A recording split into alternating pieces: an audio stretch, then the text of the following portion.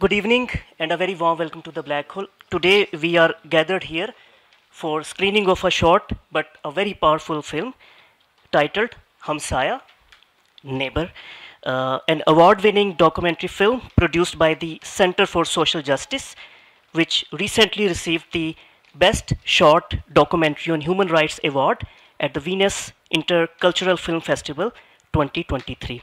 The film, which has been screened at prestigious venues, including the University of Oxford, sheds light on the painful stories of abduction, forced conversion, and forced marriages in Pakistan. इस movie के बाद एक panel discussion भी होगी ताकि इस मौजू के मज़ीद जो परतें हैं उनके ऊपर डिस्कशन हो सके और पैनलिस्ट किसी तारुफ के मोहताज नहीं है, मैं मुख्तसर सा उनका जिक्र करता जाऊँ. हमें ज्वाइन करेंगे online Peter Jacob, who is the executive director of centre for social justice. हमारे साथ हैं ताहिरा अब्दुल्ला साहिबा, राइट्स एक्टिविस्ट हैं, सोशल साइंटिस्ट हैं. हारिस खलीक हमें ज्वाइन कर रहे हैं, राइटर हैं, एक्टिविस्ट हैं, सेक्रेटरी जनरल हैं for human rights commission of Pakistan. Farhatullah Babar साहब हैं हमारे साथ, फॉर्मर सेनेटर हैं, हुकूक़ इंसानी की तवाना आवाज़ हैं. Doctor Pervez Hoodbhoy, author, physicist, rights activist. और doctor H Nayyar, educationist, author and rights activist. Haris Khaliq जो है वो आज के सेशन की जो पैनल डिस्कशन है उसकी मॉडरेशन की ज़िम्मेदारी निभाएंगे. Before we start the film हमारे साथ है पीटर जैकब अपने वीडियो मैसेज के साथ. उसके बाद हम फिल्म देखेंगे. फिल्म के बाद हमें ज्वाइन करेंगे वीडियो मैसेज पर ही डॉक्टर रियाज अहमद शेख, डीन हैं फैकल्टी ऑफ सोशल साइंसेस जैबिस्ट के साथ वाबस्ता हैं. और उसके बाद हम चलेंगे पैनल डिस्कशन की तरफ. प्लीज़ अपने सेल फोन्स जो हैं वो हमेशा की तरह एक ही रिमाइंडर है कि साइलेंट मोड में कर दें so that there is no distraction. Panel discussion के बाद when the house is open for Q&A आप इस गुफ्तगू में ज़रूर शरीक होइएगा. Just raise your hand first so that this microphone is given to you. Please इसके बगैर आप सवाल ना कीजिएगा क्योंकि फिर वो ऑनलाइन ऑडियंस तक आपकी आवाज़ नहीं पहुंच पाएगी. Ladies and gentleman, now we will move towards the video message of Peter Jacob, the executive director of CSJ. Thank you.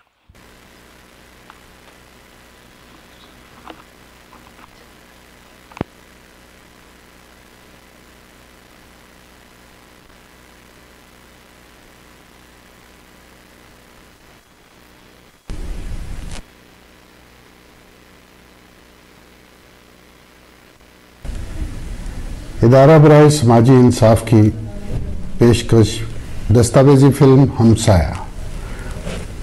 इसकी पाकिस्तान और पाकिस्तान से बाहर पजीराई का मतलब ये है कि ये जिस मौजू को लेकर चली थी उसकी समझबूत इदराक वो पहले से ज़्यादा है. इस एतबार से आज जबकि ये फिल्म इंटरनेशनल फेस्टिवल में 5वीं मरतबा दिखाई जा रही है और गुज़श्ता साल वेनिस में इसे best documentary on human rights का एजाज़ भी मिला है, ये दरअसल ना सिर्फ कामयाबी है प्रोडक्शन की और उन लोगों की जिन्होंने इसमें हिस्सा डाला, प्रोडक्शन टीम की, और उन लोगों ने, माहिरीन ने जिन्होंने इसमें अपनी शहादतें कलमबंद करवा के और फिल्म बंद करवा के अपने बयानात इसमें हिस्सा लिया, बल्कि वो तमाम लोग जो जबरी तब्दीली मज़हब जैसे घिनौने, संगीन इंसानी हुकूक़ की खिलाफ वर्जी उसके ऊपर काम कर रहे हैं, लोगों की मदद कर रहे हैं, उनके केस तैयार कर रहे हैं या वो उनकी आवाज़ बनने की कोशिश कर रहे हैं. एक तरफ तो ये इस इशू पर उन लोगों की कामयाबी है, दूसरी तरफ ये सिविल सोसाइटी की एक जिदोजहद का इस्तारा है. जिस तरह और बहुत सी इंसानी हुकूक़ की खिलाफ वर्जियाँ थी जो इनका के पता नहीं चलता था तब तक कि उसकी तहकीक नहीं होती थी, तो मुहक्किकीन, जर्नलिस्ट, उन्होंने मिल के इनकी तहकीक की और वह उन वाक़यात को, रुझानात को रायामा तक लेके गए. इसी तरह से ये फिल्म भी आज इस्लामाबाद में ब्लैक होल के ताउन से हम इसका एक मेन स्क्रीनिंग कर रहे हैं, coinciding with the screening in Spain, बल्कि लाहौर में कॉस्मोपॉलिटन क्लब के ताउन के साथ, प्रेस क्लब फैसलाबाद के ताउन के साथ फैसला बाद में, और कराची में ज़ेबिस्ट यूनिवर्सिटी सोशियोलॉजी डिपार्टमेंट के ताउन से कराची में भी इसकी एक स्क्रीनिंग हो रही है। मकसद ये है कि अब राय आमा जो पहले से ज़्यादा बेदार है वो फैसला साज और कानून साज इदारों तक पहुँचे, इसके ज़रिए पॉलिसी भी बने और राय आमा मज़ीद बेदार हो, और फिल्म का पैगाम जो कि एक सच्ची कहानी पर तफसीली बयान भी है वो यही कहता है कि पाकिस्तान में हुकूक का दिफा और मुहाफ़ज़त तब होगी जब हर कोई दूसरे का ख्याल रखेगा, ना सिर्फ कि उसके हुकूक और आज़ादियों का एहतराम करेगा, बल्कि ज़रूरत पड़ने पर अगर कहीं इंसानी हुकूक की मुहाफ़ज़त की ज़रूरत पेश आती है, कानून का सहारा लेना पड़ता है, तो ऐसे वाक़यात को रोकने के लिए, पामालियों को रोकने के लिए और कानून में पॉलिसी बनवाने के लिए वो अपनी जद्दोजहद में तैयार रहेगा। मैं पाकिस्तान भर में जो लोग इस प्रोग्राम को देख रहे हैं, दस्तावेजी फिल्म को भी देख रहे हैं, और उस डिस्कशन को जो कि पैनलिस्ट इस्लामाबाद में करेंगे उसको सुन पा रहे हैं, मैं इनका इंतहाई शुक्रगुजार भी हूँ। लेकिन इससे पेशतर मैं ये भी बताना चाहूँगा कि हमारे सामने काफ़ी सारा काम करने का पड़ा है। हमें राय आमा को बेदार करना है, कभी बेदार करने के लिए झंझोड़ना भी पड़ता है, लेकिन अब ये राय आमा क्योंकि बेदार काफ़ी हद तक हो चुकी है, आइए कदम बढ़ाएं और हुकूमत से वो तमाम पॉलिसी का और कानून का मुतालबा करें जो इंसानी हुकूक के तहफ़्फ़ुज़ के लिए, जबरी तब्दीली मज़हब को रोकने के लिए और पाकिस्तान में मजहबी आज़ादी के लिए, मजहबी तंग नज़री को, इंतहा पसंदी को ख़त्म करने के लिए और मज़हब पर के नाम पर होने वाले जुराइम के ख़ात्मे के लिए फिर कमर बस्ता रहें। बहुत शुक्रिया।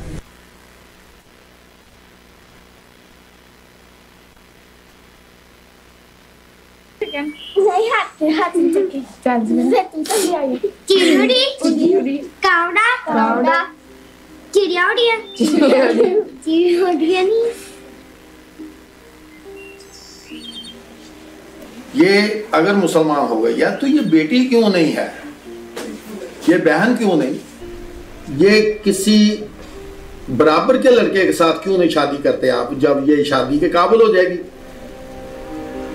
ये बीवी क्यों है।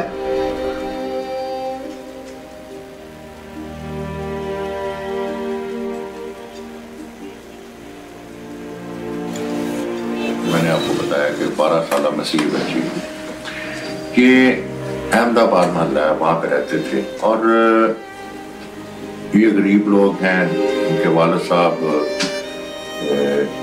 मजदूरी करते, चिंकी डाला चलाते हैं और फराश इनकी वालदा जो है उनको भी तकरीबन 6 साल हो गए, उनकी वफात हो चुकी है। पहले तो हमारी बेटी को गवाह करके ले गए हो, मैं बहुत जलील होंदा रहा, बड़े थाणियां ते जांदा रहा, थाने वाले मेरी कोई गलबात नहीं सुनते। पहले नंबर ते मैं थानेदार गालां ही बहुत कढ़दे होंदे, मेरा बदतमीजी बहुत करदे होंदे, कहंदे चूड़ा गटर कड्ढण वाले बहुत बदतमीजी मेरे नाल करनी उन्हें थानेदार ने। ते फिर मैं क्या पर्चा मेरा कराओ, मेरा पर्चा भी नहीं करते, ना मेरी पैरवाई सुनते सी। ये 6वें महीने का हुआ है, 6वां महीना था तो तकरीबन 25 तारीख थी, तो इसकी लड़की को फराशैन को एक आदमी खिदर याद नामी, वो जो उधर किसी के पास आया हुआ था, उसने अगवा कर लिया और ये रोता रहा, मल्लेदारों के पास भी, सबके पास गया, थाने में गया, किसी ने बात नहीं सुनी। तो ऐसे मल्लेदार होने के नाते मैंने इससे पूछा भाई क्या हो रहा है, मुझे भी बता दो। इसने कहा मेरी तो बात कोई नहीं सुनता। मैं कहा भाई मैं सुबह को ना आपके साथ चलूँगा।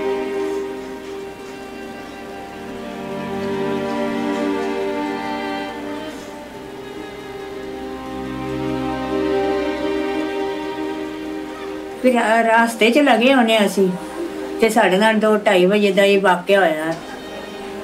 मावां धीआं ने वाह करके ते लै गए, मैनू उत्थे धक्का मार के कुट मार के सट गए, कुड़ी नूं कुट मार के, एक ने 2 अंदर बैठे ने, एक बाहर खड़ा।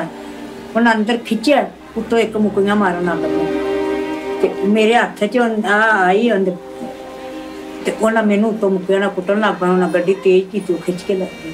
ਉੱਥੇ ਫਿਰ ਮੇਰਾ ਕੀ ਸੀ, ਵਡੇਰੀ ਹੈਗੀ ਸਾਂ, ਇੱਕ ਉਹਨਾਂ ਮੈਨੂੰ ਸੱਟ ਦਿੱਤਾ ਉੱਤੋਂ ਕੁੱਟੇ ਉਹਨੇ, ਤੇ ਮੈਂ ਉੱਥੇ ਕੀ ਕਰ ਸਕਦੀ। ਮੇਰੇ ਉੱਠਦੇ ਉੱਠਦੇ ਉਹਨਾਂ ਗੱਡੀ ਕਿਤੇ ਕਿਤੇ ਵਾਮ ਨੂੰ ਆਂਦੀ ਰਹੀਆਂ, ਭੱਜੋ ਚਿੱਟੀ ਗੱਡੀ ਮੇਰੀ ਧੀ ਲੈ ਗਿਆ, ਮੇਰੀ ਨੂੰ ਲੁੱਟ ਕੇ ਲੈ ਗਿਆ ਚਿੱਟੀ ਗੱਡੀ ਵਾਲੇ। ਉਹ ਵਾਮ ਅਗਾ ਹੀ ਨਹੀਂ, ਬਾਜੀ ਅਗਾ ਹੀ ਨਹੀਂ ਕੋਈ। ਗਰੀਬ ਦੀ ਕੌਣ ਸੁਣਦਾ ਅੱਜ ਕੱਲ੍ਹ, ਜਿੰਦੇ ਕੋਲ ਹੈਗਾ ਖਾ ਲਾ, ਨਹੀਂ ਤੇ ਫਿਰ ਬੈਠੇ ਚੁੱਪ ਕਰ।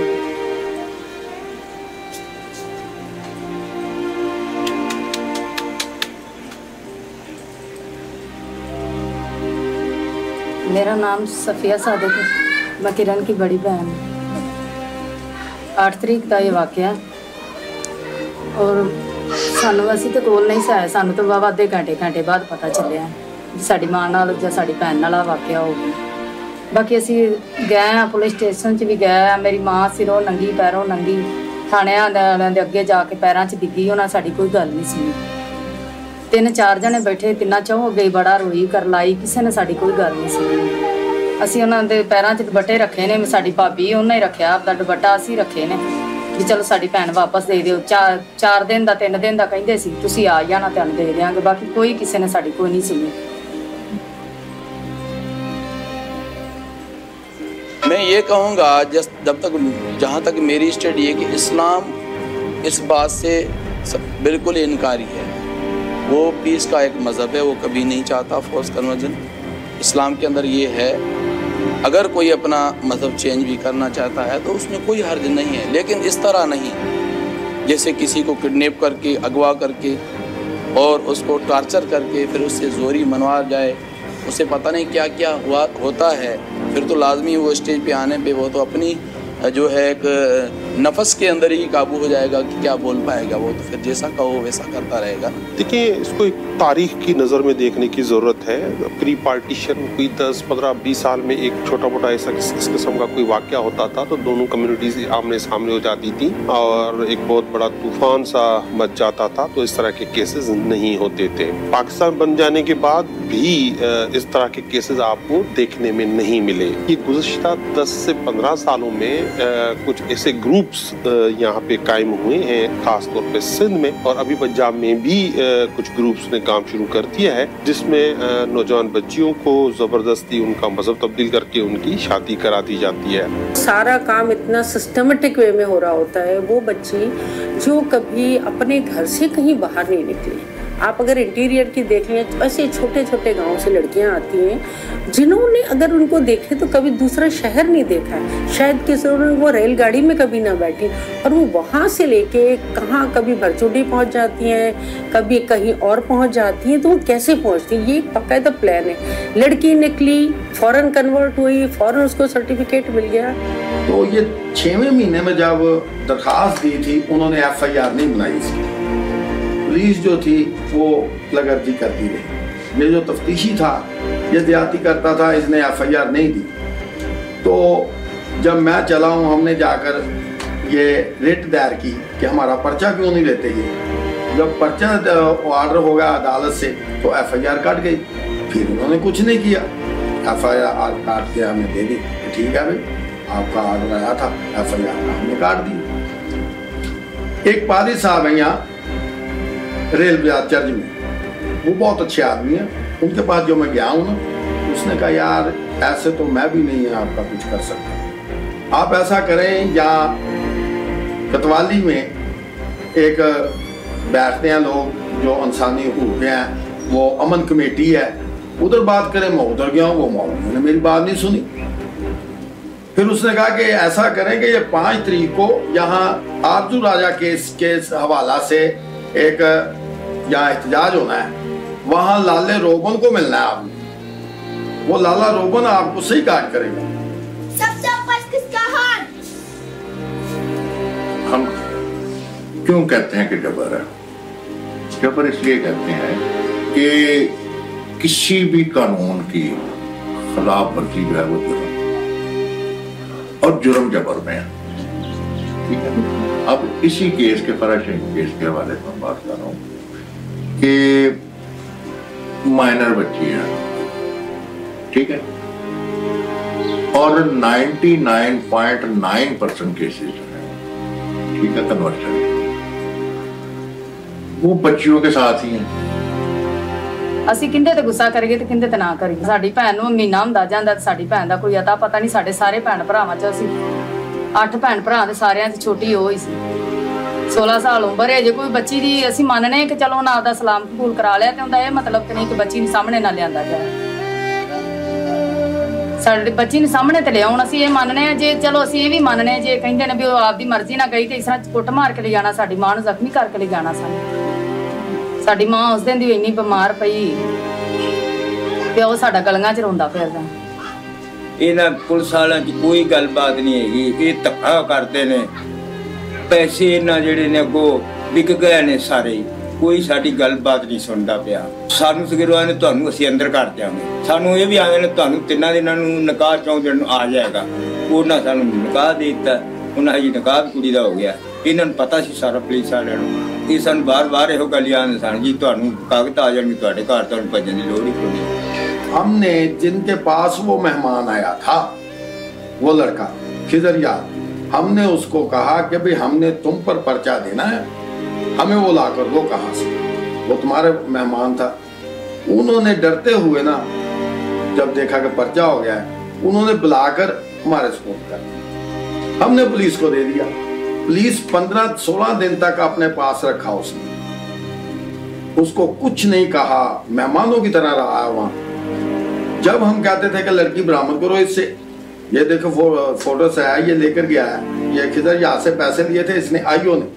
देखिए, सबसे पहले बात यह है कि हम अभी तक जो है एसपी सिंघा का, जोशुआ फजलुद्दीन का, और वही चूरन बेचते जा रहे हैं जब से पाकिस्तान बना है।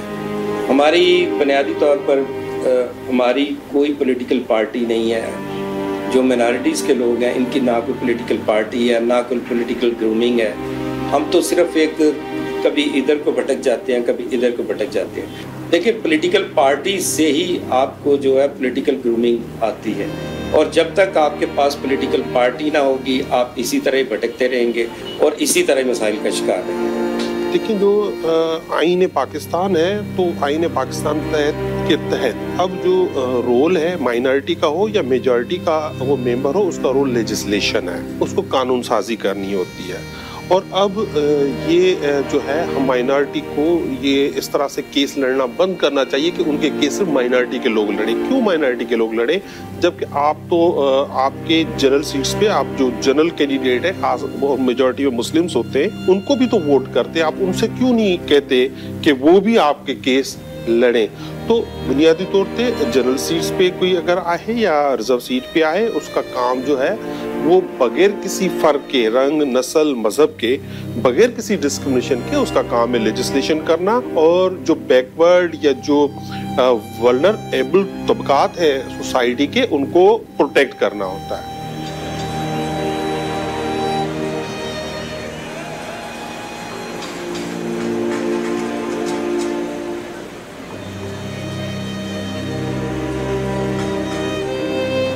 ਪੁਲਿਸ ਵਾਲਿਆਂ ਨੂੰ ਆਂਦੇ ਰਹੇ ਵੀ ਜਾ ਕੇ ਤੁਸੀਂ ਉੱਥੇ ਮੌਕਾ ਤਾਂ ਵੇਖੋ।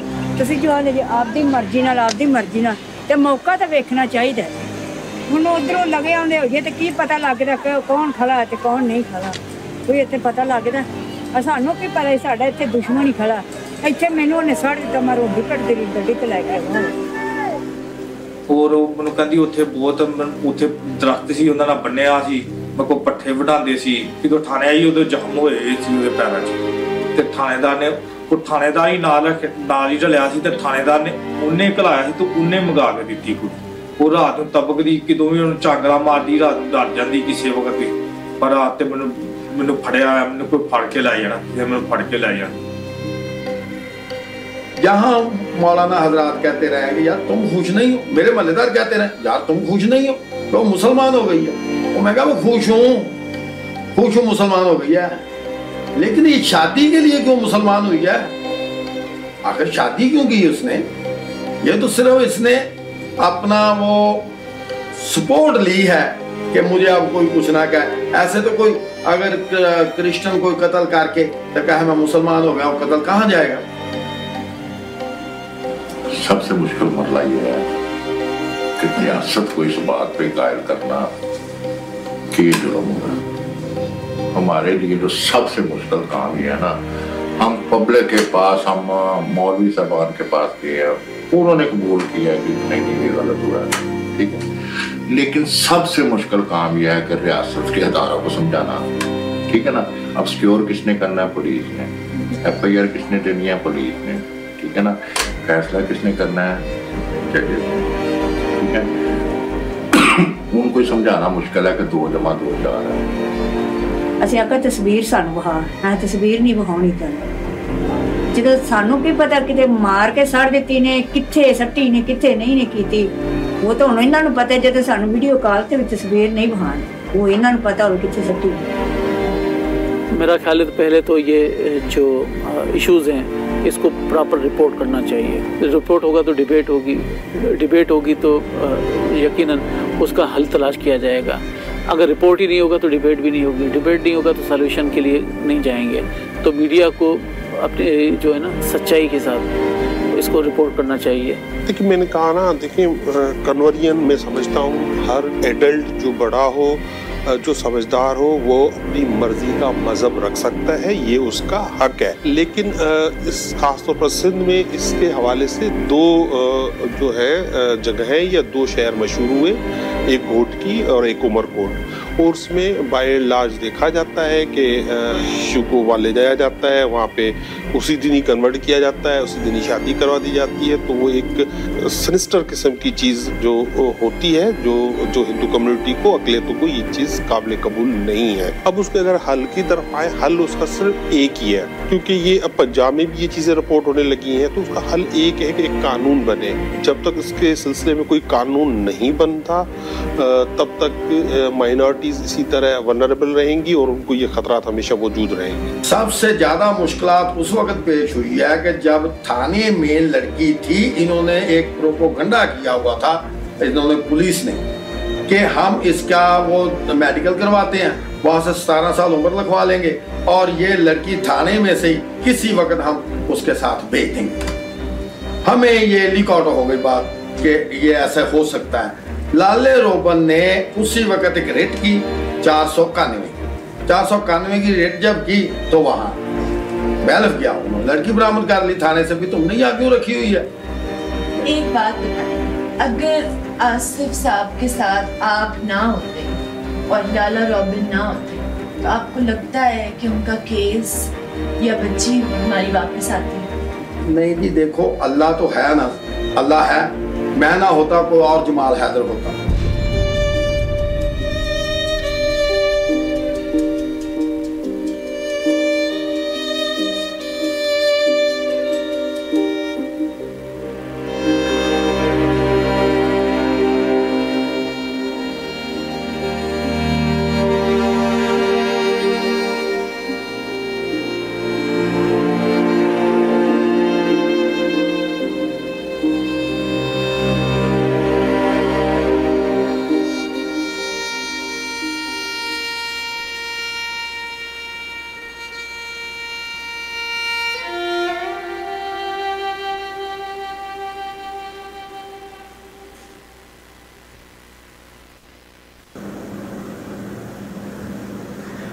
जी, मेरा नाम डॉक्टर रियाज अहमद शेख है और मैं SZABIST faculty of social sciences Karachi में ज़ैबिस कराची को हेड कर रहा हूँ। अच्छा दोस्तों, हमारे मुल्क में पाकिस्तान आप सबको पता है कि इसलिए बना था कि ये हिंदुस्तान, मुत्तहिदा हिंदुस्तान में, यूनाइटेड इंडिया में जो माइनॉरिटी थी, मुसलमान जो कि माइनॉरिटी थे 25%, उनके समाजी, सियासी और माशी जो हकूक़ थे उनके तहफ़्फ़ुज़ के लिए बना, क्योंकि मुसलमान समझते थे कि वो अक़लियत में हैं और वो चाहते थे कि उनको एक ऐसा मुल्क मिले जहाँ वो अपनी ज़िंदगियाँ हैं बग़ैर किसी खौफ के अपने मजहबी और सियासी और सकाफ़ती जो है रवायतें उनके मुताबिक गुजार सकें। और जननायक ने जो 11 अगस्त की तकरीर की, जहाँ उन्होंने इस बात को इंश्योर किया कि जी इस मुल्क में जो गैर मुस्लिम्स हैं, जो कि इस मुल्क की आबादी का शायद 15 से 20% थे, उनको मुकम्मल तहफ़्फ़ुज़ फराहम किया जाएगा और उनको भी वही हकूक़ होंगे जो कि मुसलमान मुत्तहिदा हिंदुस्तान में मांग रहे थे। लेकिन अनफॉर्चुनेटली हम इस मुल्क में देख रहे हैं कि इस मुल्क में एक मजहबी इंतहा पसंदी का एक रुझान बढ़ा है, जिसके नतीजे में इस मुल्क में जो नॉन मुस्लिम्स हैं, جن کے مختلف فرقوں سے تعلق ہے ان کی زندگیاں جو ہے مشکل ہوتی چلی جا رہی ہیں، جس کے جو عملی ثبوت ہمارے سامنے نظر آئے. بستیاں جلائی گئی ہیں، بچیوں کو زبردستی جو ہے وہ کنورٹ کر کے ان سے شادیاں کی گئی ہیں، اور بہت ڈسکرمنیشن بڑھی ہیں، بلاسفیمی کے کیسز بڑھے ہیں. یہ جو فلم بنائی گئی ہے سینٹر فار سوشل جسٹس کی طرف سے، وہ ایک امید کی کرن ہے کہ یہ پڑوسی جو افضل حیدر صاحب ہیں وہ کس طرح سے اس مسئلے پر اپنے پڑوسیوں کے ساتھ دینے کے لیے تیار ہوئے ہیں. تو میرا خیال میں بہت بڑی ضرورت ہے کہ ہم اس قسم کی اسٹوریز کو سامنے لائیں جہاں پر لوگ اپنے پڑوسیوں کا، اپنے وہ لوگ جو کہ آپ کے ہم مذہب نہیں ہیں لیکن کام کرنے کو تیار ہیں، تو مل کر اس کام کو آگے بڑھانا ہے. اور میں مبارکباد دیتا ہوں کہ اس قسم کی کوششیں کی جا رہی ہیں.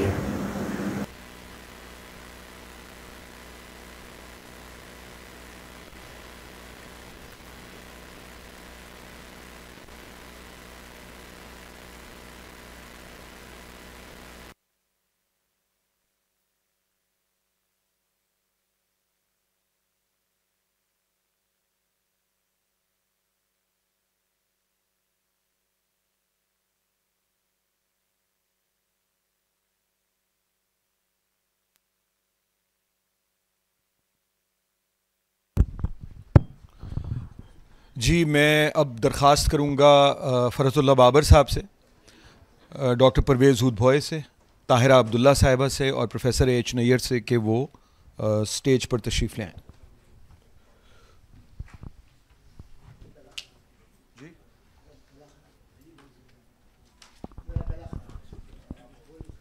اچھا تو میں پھر ادھر آ جاتا ہوں بجائے یہاں بیٹھے.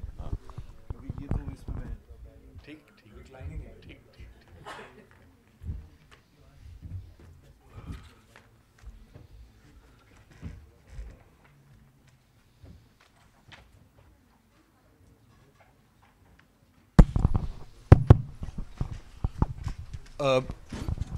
میرا خیال ہے کہ کچھ تو یہاں سے سٹیج سے گفتگو ہم کر لیتے ہیں پینل سے، اور اس کے بعد we'll open it for open the floor کہ اگر کسی کو کوئی اس میں اضافہ کرنا ہے یا کسی پینلسٹ سے کوئی سوال کرنا ہے، کیونکہ پیٹر جیکب صاحب تو یہاں موجود نہیں ہیں مگر باقی لوگ ایسے ہیں جن کی پوری زندگیاں اسی دشت کی سیاحی میں اور انسانی حقوق کی دفاع کاری کے کام میں گزری ہے. میں سب سے پہلے بابر صاحب آپ سے ایک سوال کرنا چاہوں گا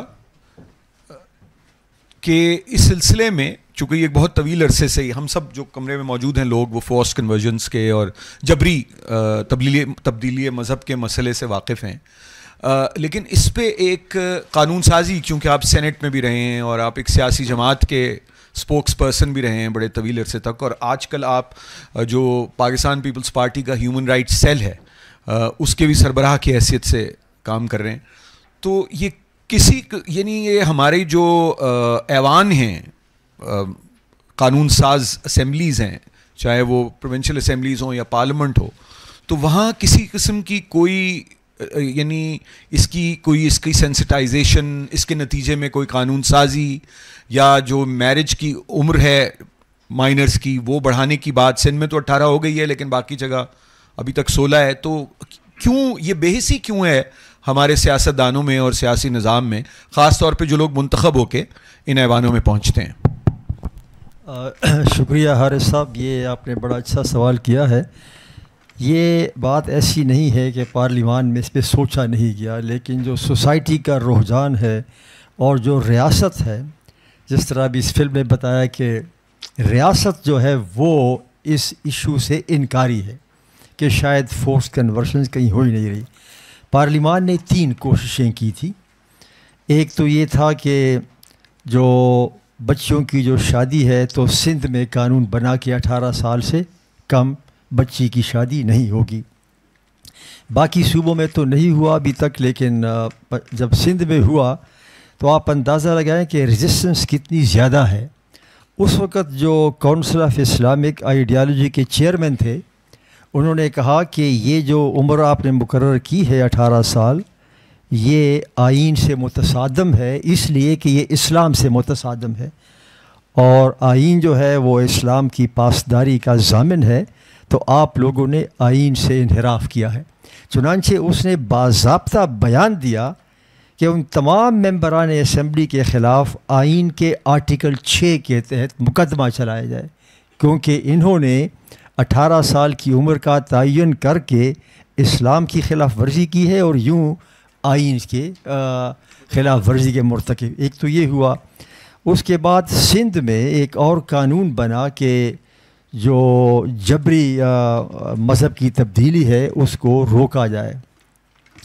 وہ قانون جو تھا وہ کابینہ نے پاس کیا.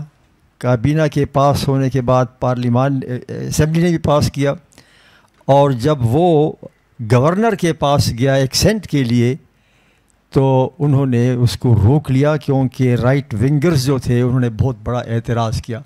پھر ہماری پارٹی کی حکومت تھی اور پارٹی بھی پیچھے ہٹ گئی اور کہا کہ ہم اس بل کو دوبارہ لائیں گے. وہ دوبارہ بل اب بھی کابینہ کی کمیٹی کے سامنے ہے, لیکن وہ یہ سمجھتے ہیں کہ ابھی ان کا وقت نہیں آیا کہ اس کو پاس کر کے, تو جو فورسڈ کنورشن کو روکنے والا قانون ہے وہ بھی اس طرح سے ختم ہو گیا. پھر مرکز میں یہ بات اٹھائی گئی تھی سینٹ میں کہ یہ فورسڈ کنورشنز کو روکا جانا چاہیے, اس کا کچھ ہونا چاہیے. چنانچہ ایک مسودہ قانون بنا اور ایک جوائنٹ پارلیمنٹری کمیشن بنا. اس میں سینٹ کے بھی ممبران تھے اور قومی اسمبلی کے بھی تھے. یہ کب کی بات ہے بابر صاحب؟ This was 2019. اور جب وہ بل پیش ہوا تو ظاہر ہے کہ کہا گیا کہ کونسل آف اسلامک آئیڈیالوجی کی بھی بلایا جائے.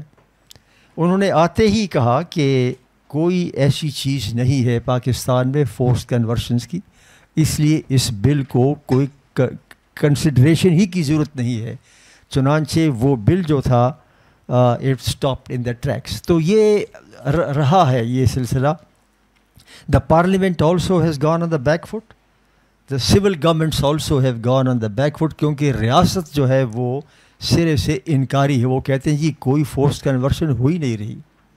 تو جہاں پہ ماحول ایسا ہو, اس لیے اس بات کی جو ضرورت ہے میں سمجھتا ہوں کہ ایک تو جو چائلڈ میرج ایکٹ ہے تمام صوبوں میں 18 ہونا چاہیے, اور پھر جب یہ ہو جائے تو اس کو پھر میرج قانون کے تحت اس کا مواخذہ کیا جائے. اس وقت ایسا نہیں ہو رہا. ہم نے کونسل آف اسلامک آئیڈیالوجی سے یہ پوچھا اور تحریری طور پر پوچھا کہ آپ ذرا اس بات پر ہماری رہنمائی کریں کہ جب ایک ہندو بچی مسلمان ہوتی ہے تو کیا وجہ ہے کہ وہ کسی کی بیوی بن جاتی ہے, اور مسلمان ہونے کے بعد وہ کوئی مسلمان اس کو بیٹی یا بہن کے طور پر ہم نے آج تک نہیں سنا.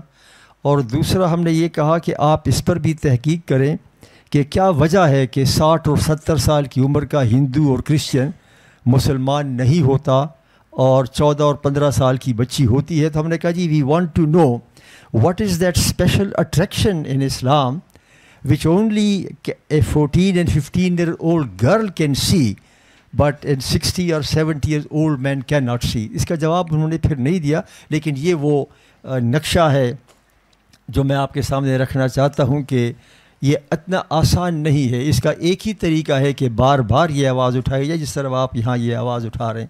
سو that is the background. Thank you. جی شکریہ بابر صاحب. ڈاکٹر صاحب پرویز, میں اگر آپ کی طرف آؤں, نہیں پھر ہم ان سے میں آخر میں پوچھتا ہوں, یعنی تیسرا سوال راؤنڈ میں. اگر آپ سے میں دیکھیے اس فلم میں جو ایک بات بہت واضح ہے, بہت اچھی بنی ہوئی فلم ہے, اس کا ساؤنڈ ٹریک بھی بہت اچھا. ہم نے فلم پہ بات نہیں کی کیونکہ وہ موضوع اس قدر تکلیف دہ ہے کہ اس کی کوالٹی پہ ہم نے بات نہیں کی, لیکن آپ اس میں دیکھیں کہ اس میں مسلسل پولیس کا تذکرہ ہے, اور پولیس وہ پہلا یعنی فرسٹ پورٹ آف کال ہوتی ہے کسی بھی جرم کے سرزد ہونے کے نتیجے میں جہاں شہری جاتے ہیں ریلیف کے لیے. تو یہ کیوں کمپلسٹ ہے, مطلب ریاست کے تمام ادارے, بالخصوص یہاں چونکہ پولیس کا ذکر ہے, تو یہ کیوں ایک جو آپ کا ایک شدت پسند مذہبی ایک یعنی ٹرینڈ ہے پاکستان میں, اس کے ساتھ یہ کمپلسٹ نظر آتے ہیں ہمیں, یہ ایسا کیوں ہے اور اس کا تدارک کیسے کیا جا سکتا ہے؟ ہاں, بڑا بنیادی سوال ہے. اب کچھ وقت پہلے پولیس ٹریننگ اکیڈمی میں میرا جانا ہوا لیکچر دینے کے لیے, تو میں نے یہی سوال ان سے کیا جڑاوالا کے بعد کہ आप लोग वहाँ पर मौजूद थे, आपने देखा कि उधर एक हुजूम आ रहा है। वो हुजूम इस मकसद से इकट्ठे हुआ है कि वो वहाँ घर जलाएं, गिरजा घर जलाएं, तो रोका नहीं आपने। जितने भी वहाँ अफसरान बैठे हुए थे, और ये एसएसपी, डीएसपी और उससे ऊपर के थे, मेरा ख्याल है 19 ग्रेड के थे, सभी ने कहा कि बहुत गलत हुआ। लेकिन फिर उन्होंने ये उज़र पेश किया कि देखें, अगर हम वहाँ कुछ करते, अगर गोली चलाते, तो मुकदमा हम पर फिर लगाया जाता। जो मुल्क में इस वक्त माहौल है, जो फ़िज़ा बनाई गई है, उसमें ऐसे है कि जैसे कि दरिया को रोकने वाली बात है, हम वो नहीं कर सकते। एक अमूमी माहौल ऐसा बना है मुल्क में, और उनकी बात में सदाकत है। तो उधर जड़ावाला में टीएलपी ने लोगों को इकट्ठे किया, एक बहाने इकट्ठे किया। आखिर उधर ये आपको पता है कि एक वाक़या बनाया गया कि उधर कुरान की बेहुरमती हुई, उसके वर्क जलाए गए। 2 घंटे के अंदर टीएलपी ने वहाँ पर हज़ारों लोगों को जमा कर दिया। ये कैसे किया, ये उनके इल्म में है। तो ये जो दहशतगर्द पार्टियां हैं, और मैं सिर्फ टीएलपी नहीं, टीटीपी भी उसमें शामिल करता हूँ, मगर जब तक इनका रियासत मुकाबला नहीं करती, तो ये जो जबरी मज़हब की तब्दीली है, इसको रोकना मुश्किल होगा। क्योंकि वो जो पुलिस वाले हैं, जो थानेदार हैं, और जो आम कांस्टेबल हैं, वो इसी मुआशरे का हिस्सा हैं। उन्हें पता है कि अगर उन्होंने कोई कार्रवाई की, इनका साथ दिया, तो फिर उनकी खैर नहीं है। तो हमें इस मुल्क का जो अमूमी माहौल है वो बदलना होगा। और फिर ये सवाल पैदा होता है कि वो कैसे किया जाए। एक बात तो ये है कि हमें ऐसी फिल्मों के ज़रिए से दुनिया को बताना है कि पाकिस्तान में ऐसा हो रहा है। तो हम जो गिड़गिड़ाते हुए आईएमएफ के सामने जाते हैं, झोली फैलाते हैं, हमें पहले पूरी दुनिया को बताना है कि ऐसी चीज़ पाकिस्तान के अंदर होती है। वो जो आप से कर्जा लेने के लिए आते हैं, भीख मांगने के लिए आते हैं, बंद करो उनकी भीख। ये तो हम सब पे फर्ज आयद होता है, लाजिम होता है कि हम मजहबी तासुब का मुकाबला करें हर महाज पे, और ये उसका एक मौसर जरिया है। ऐसा और होना चाहिए, ऐसी और आवाज़ें होनी चाहिए। शुक्रिया जी। मोहतरमा ताहिरा अब्दुल्ला, आपसे एक सवाल मेरा जो है वो ये कि आप एक तवील अरसे से इस जद्दोजहद से वाबस्ता हैं, चाहे वो ख़वातीन के हकूक़ की जद्दोजहद हो, चाहे वो मजहबी अक़लियतों के हकूक़ की जद्दोजहद हो, या दीगर इंसानी हकूक़ से मुताल्लिक़ जो भी कॉजेज़ हैं उनसे आप वाबस्ता हैं। आपको क्या लगता है कि जो इतना आपका कई दहाइयों पर मुहित सफ़र है, हालात पहले से मुश्किल हो गया है काम करना, इन इशूज़ को उठाना, या कहीं कहीं, चूँकि पीटर ने एक बात कही जिससे मैं उनसे पार्टली अग्री करता हूँ, इंटायरली आई डोंट, के बेदारी और ये इन चीज़ों पर गुफ्तगू, आपको क्या लगता है, आपके एक्सपीरियंस में क्या है कि ये जो मसाइल हैं हमारे, इनका ये बढ़ते चले जाएंगे, इनका सामना करना मज़ीद मुश्किल होता जाएगा, यानी एक रियलिटी चेक जो है वो क्या है? बहुत शुक्रिया हारिस खलीक साहब।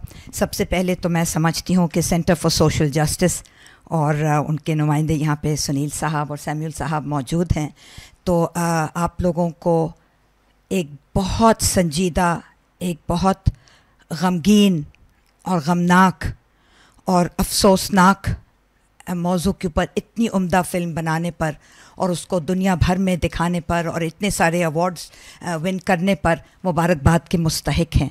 तो मेरी तरफ से प्लीज़ पीटर को भी पहुंचा दीजिएगा। लेकिन सिर्फ मुबारकबाद नहीं, मैं बात शुरू करने से पहले देख रही हूँ और मुझे एक अजीब किस्म का इत्मीनान हो रहा है कि आज यहाँ पर ऑडियंस में बहुत सारे नौजवान भी मौजूद हैं, मसलन मुज़फ़्फ़र महमूद कुरैशी साहब और बहुत सारे और नौजवान यहाँ पर मौजूद हैं। तो आप लोग पता नहीं कभी आप, क्योंकि मेरा कुछ काम करिकुलम और एजुकेशन पॉलिसी पर भी है पब्लिश्ड, तो इसलिए आप लोगों को जो हिस्ट्री पढ़ाई जा रही है वो ये एक बहुत एजुकेटेड और इन्फॉर्म्ड ऑडियंस है। मुझे बताने की ज़रूरत नहीं है कि कितनी गलत चीज़ें हमें पढ़ाई जा रही हैं। तो मैं बात का आगाज़ करती हूँ 1860 से। बरतानवी राज था और कानून साजी हो रही थी इंडियन एम्पायर के लिए। पूरा का पूरा सब कॉन्टिनेंट एम्पायर का एक बहुत बड़ा एक नगीना था एम्पायर के अंदर। किसी और दिन आर्ग्यू कर लेंगे कि अमेरिकन कॉलोनीज़ नगीना थे या साउथ एशिया नगीना था, वो किसी और दिन के लिए छोड़ देते हैं। आप एक और मौजू रख लीजिएगा। तो देखा गया कि बहुत सारे मज़ाहिब यहाँ पर इस सब कॉन्टिनेंट में हैं, साउथ एशियन सब कॉन्टिनेंट में, और अमन और अमान और शांति के साथ पीसफुल कोएग्जिस्टेंस में जी रहे हैं। तो ये तो काबिल कबूल नहीं है ना, क्योंकि अगर मैंने डिवाइड एंड रूल करना है तो डिवाइड एंड रूल करना है। रूल इस तरह नहीं हो सकता कि डिवाइड एंड रूल ना हो। तो ये तवील कहानी है, हमारे पास वक्त नहीं है और ये आज का मौजू भी नहीं है। लेकिन ये जो फोर्स्ड कन्वर्शंस हैं, ये कुछ मज़ाहिब में इजाज़त है और कुछ मज़ाहिब में इजाज़त नहीं है, और कुछ मज़ाहिब में कुरान से हटकर, और मुझे मालूम है कि ये फेसबुक पे लाइव जा रहा है और कल को खुदा जाने ब्लैक होल को या किसी और को या मुझे या आपको क्या किस किस्म की ट्रोलिंग शुरू हो जाएगी। हम पिछले 45 बरस से नहीं डरे, तो मेरा ख्याल में कि अपनी आखिरी उम्र में आके डरना कुछ अच्छा नहीं लगता। जब कुछ मज़ाहिब में उस मज़हब के अंदर दाखिल होकर निकलना उसकी मज़हबी किताब में गलत नहीं लिखा गया, लेकिन बाद में जूरिस्प्रूडेंस की गई या कानून साजी की गई या फतवे दिए गए कि जो इंसान, मर्द औरत लड़का लड़की, उस ज़माने में ट्रांसजेंडर्स के बारे में के राइट्स के बारे में ज़िक्र नहीं होता था, आज हम करते हैं। अगर फ़र्ज़ करें इस्लाम के दायरे में दाखिल हो जाए, तो अगर वो वापस जाना चाहे तो इसको उर्दू में मुल्हिद होना कहते हैं और अंग्रेज़ी में अपोस्टेसी बोलते हैं। मुर्तद, थैंक यू, मुर्तद, थैंक यू। मैं कोशिश करती हूँ कि मेरी उर्दू बेहतर से बेहतर होती चली जाए और हारिस की मदद से होती चली जाएगी। मुर्तद को अंग्रेज़ी में अपोस्टेसी कहते हैं। ये हटकर है मज़हब से, मज़हब की बुनियाद से ये हटकर है कि अगर आप मुर्तद हो जाएं तो आप वाजिबुल कत्ल हैं। और ये ना बरतानवी कानून 1860 एंड ऑनवर्ड्स 62, 65 वगैरह वगैरह बनते गए कानून, इस पे काफ़ी कुछ लिखा जा चुका है, और ना पाकिस्तान के क़याम के बाद 1947 से लेके 1973 तक, 1973 में आइन बना, कॉन्स्टिट्यूशन बना, उसके अंदर भी ये चीज़ नहीं है कि अगर आप मुर्तद हो जाएं तो आप वाजिबुल कत्ल हैं। लेकिन अब फास्ट फॉरवर्ड कर लें 1977 पर। 1977 में जब जुल्फ़िकार अली भुट्टो शहीद की हुकूमत को मिलिट्री कू डेटा के तहत जनरल ज़ियाउल हक ने हटाकर और फिर उनको फांसी पर चढ़ाकर 11 बरस पाकिस्तान को रूल किया, तो ऐसे लफ्ज़ कानून बोलने से मैं घबराती हूँ, और प्लीज़ मेरे हाथ को देख लें इशारा, इन्वर्टेड कॉमास, क्योंकि ये कवानीन नहीं थे जो 1979 से लेकर 2 साल लगे कानून साजी शुरू करने में, से लेकर 1985-86 तक जनरल ज़ियाउल हक ने जो कानून साजी की कोर्ट मार्क्स में, वो ना किसी इलेक्टेड पार्लियामेंट के तहत थी, ना किसी असेंबली के तहत थी, और ना किसी किस्म की कोई डेमोक्रेटिक नॉर्म्स के तहत थी। वो एक मार्शल लॉ रेजीम थी, एक मिलिट्री डिक्टेटर था। तो जितने कवानीन बने बशमूल ब्लास्फेमी के, वो सारे के सारे एक मिलिट्री डिक्टेटर ने बैक जुम्बिश कलम बज़ोर शमशीर और तलवार बनाए। ये जो फोर्स्ड कन्वर्शंस हो रही हैं, जो आज का मौजू है हमसाया फिल्म का, ये उसी चीज़ का एक कंटिन्यूएशन है कि लोगों को इतना डरा दिया जाए। यहाँ पर एक जुर्म नहीं हुआ। आपने जो फिल्म देखी वो फोर्स्ड कन्वर्जन की फिल्म देखी, लेकिन यहाँ पर 4 जराइम हुए हैं। मैं हमेशा ये बात दोहराती हूँ, यहाँ पर 4 जुर्म किए गए हर उस लड़की के साथ जिसको फोर्स्ड कन्वर्जन किया गया। सबसे पहले उसको अगवा किया गया, किडनैप किया गया, ये एक संगीन जुर्म है। नंबर 2, उसको रेप किया गया। ये जुर्म पाकिस्तान के इलेक्टेड पार्लियामेंट्स के तहत सजाए मौत का वाजिब है। दूसरा जुर्म।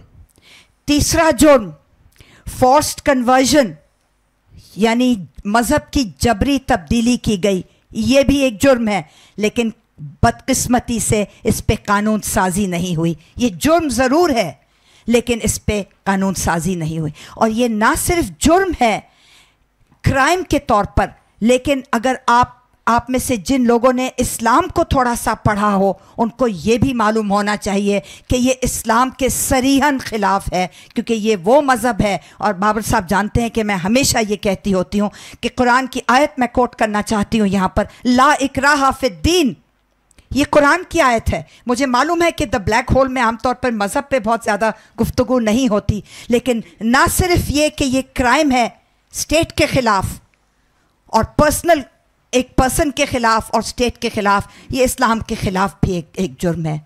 और चौथी चीज़ फोर्स्ड मैरिज। बाबर साहब ने पूछा कि जिसको तुम जबरी मज़हब की तब्दीली कर लेते हो तो वो तुम्हारी बेटी या बहन क्यों नहीं बन जाती। जबरी शादी, और वो भी उढेर उम्र के मर्दों से। और एक सवाल मैं पूछना चाहती हूँ मियाँ मिट्ठू टाइप मुल्ला से, और वो ये है कि इस्लाम में क्या वो चीज़ है, क्या चीज़ है इस्लाम के अंदर कि क्रिश्चियन, हिंदू, सिख और किसी और मज़हब की छोटी छोटी बच्चियां तो तुम्हारे मुताबिक अपनी मर्जी से इस्लाम में दाखिल हो रही हैं, लेकिन छोटे छोटे लड़के, औरतें, क्रिश्चियन औरतें, हिंदू औरतें, सिख मर्द, वो क्यों नहीं दाखिल हो रहे दायरा इस्लाम के अंदर। तो यहाँ भी एक थोड़ा सा एक समथिंग रॉन्ग, या दाल में ज़रूर कुछ काला है या पूरी की पूरी दाल काली है यहाँ पर। तो ये सारी बातें सोचने की हैं। और एक और बात कि अगर उसने अपनी मर्जी से इस्लाम कबूल किया है तो उसको अगवा करने की क्या ज़रूरत थी, और उसको अपने वालिदैन से क्यों नहीं मिलने देते।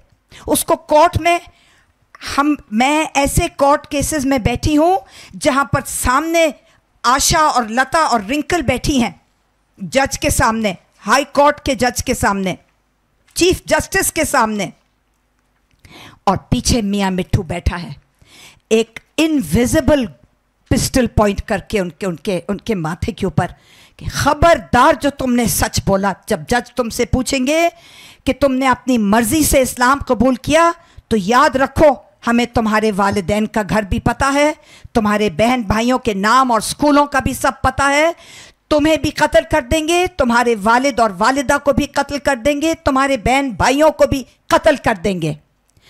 तो कौन आशा और कौन लता और कौन रिंकल और ये तमाम लड़कियां जिनका यहाँ पर जिक्र हुआ, किस में इतनी हिम्मत होगी कि वो एक इंटिमिडेटिंग कोर्ट के अंदर जाकर बोले, जब मियाँ मिट्ठू मेरे पीछे बैठा है और घूरती हुई नज़रों से मुझे देख रहा है और हम सबको जो कि वहाँ पर सॉलिडारिटी और सपोर्ट यकजहती के लिए मौजूद हैं, कौन किस में इतनी हिम्मत होगी कि कहेगी नहीं जी मुझे तो जबरी तौर पर मज़हब तब्दील कराया गया। अब हम आप लोग सबके पास ये मौजूद है और आपने सेंटर फॉर सोशल जस्टिस की रिकमेंडेशंस पढ़ ली होंगी, लेकिन मैं इतना कहना चाहती हूँ कि सिंध ने कोशिश की और नाकाम रहे। पीपीपी की हुकूमत है सिंध में, ना पीएमएल नून ने कोशिश की, ना पीएमएलक्यू ने कोशिश की, ना पीटीआई ने कोशिश की, ना जमात इस्लामी ने कोशिश की, ना जेयूआई ने कोशिश की, ना एएनपी ने कोशिश की, ना एमक्यूएम ने कोशिश की, और छोटी जमातों का तो जिक्र ही क्या करना, वो तो बेचारे एक एक दो दो बंदों की पार्टियां हैं। किसी को इस चीज़ का बिल्कुल इदराक नहीं है, और अगर इदराक है तो they don't care, they don't give a dam कि ये भी एक मसला है पाकिस्तान में। और हमें तो यही नहीं पता कि माइनॉरिटीज़ की तादाद कितनी है। किसी ने कहा 25%, किसी ने कहा कुछ फीसद 15%।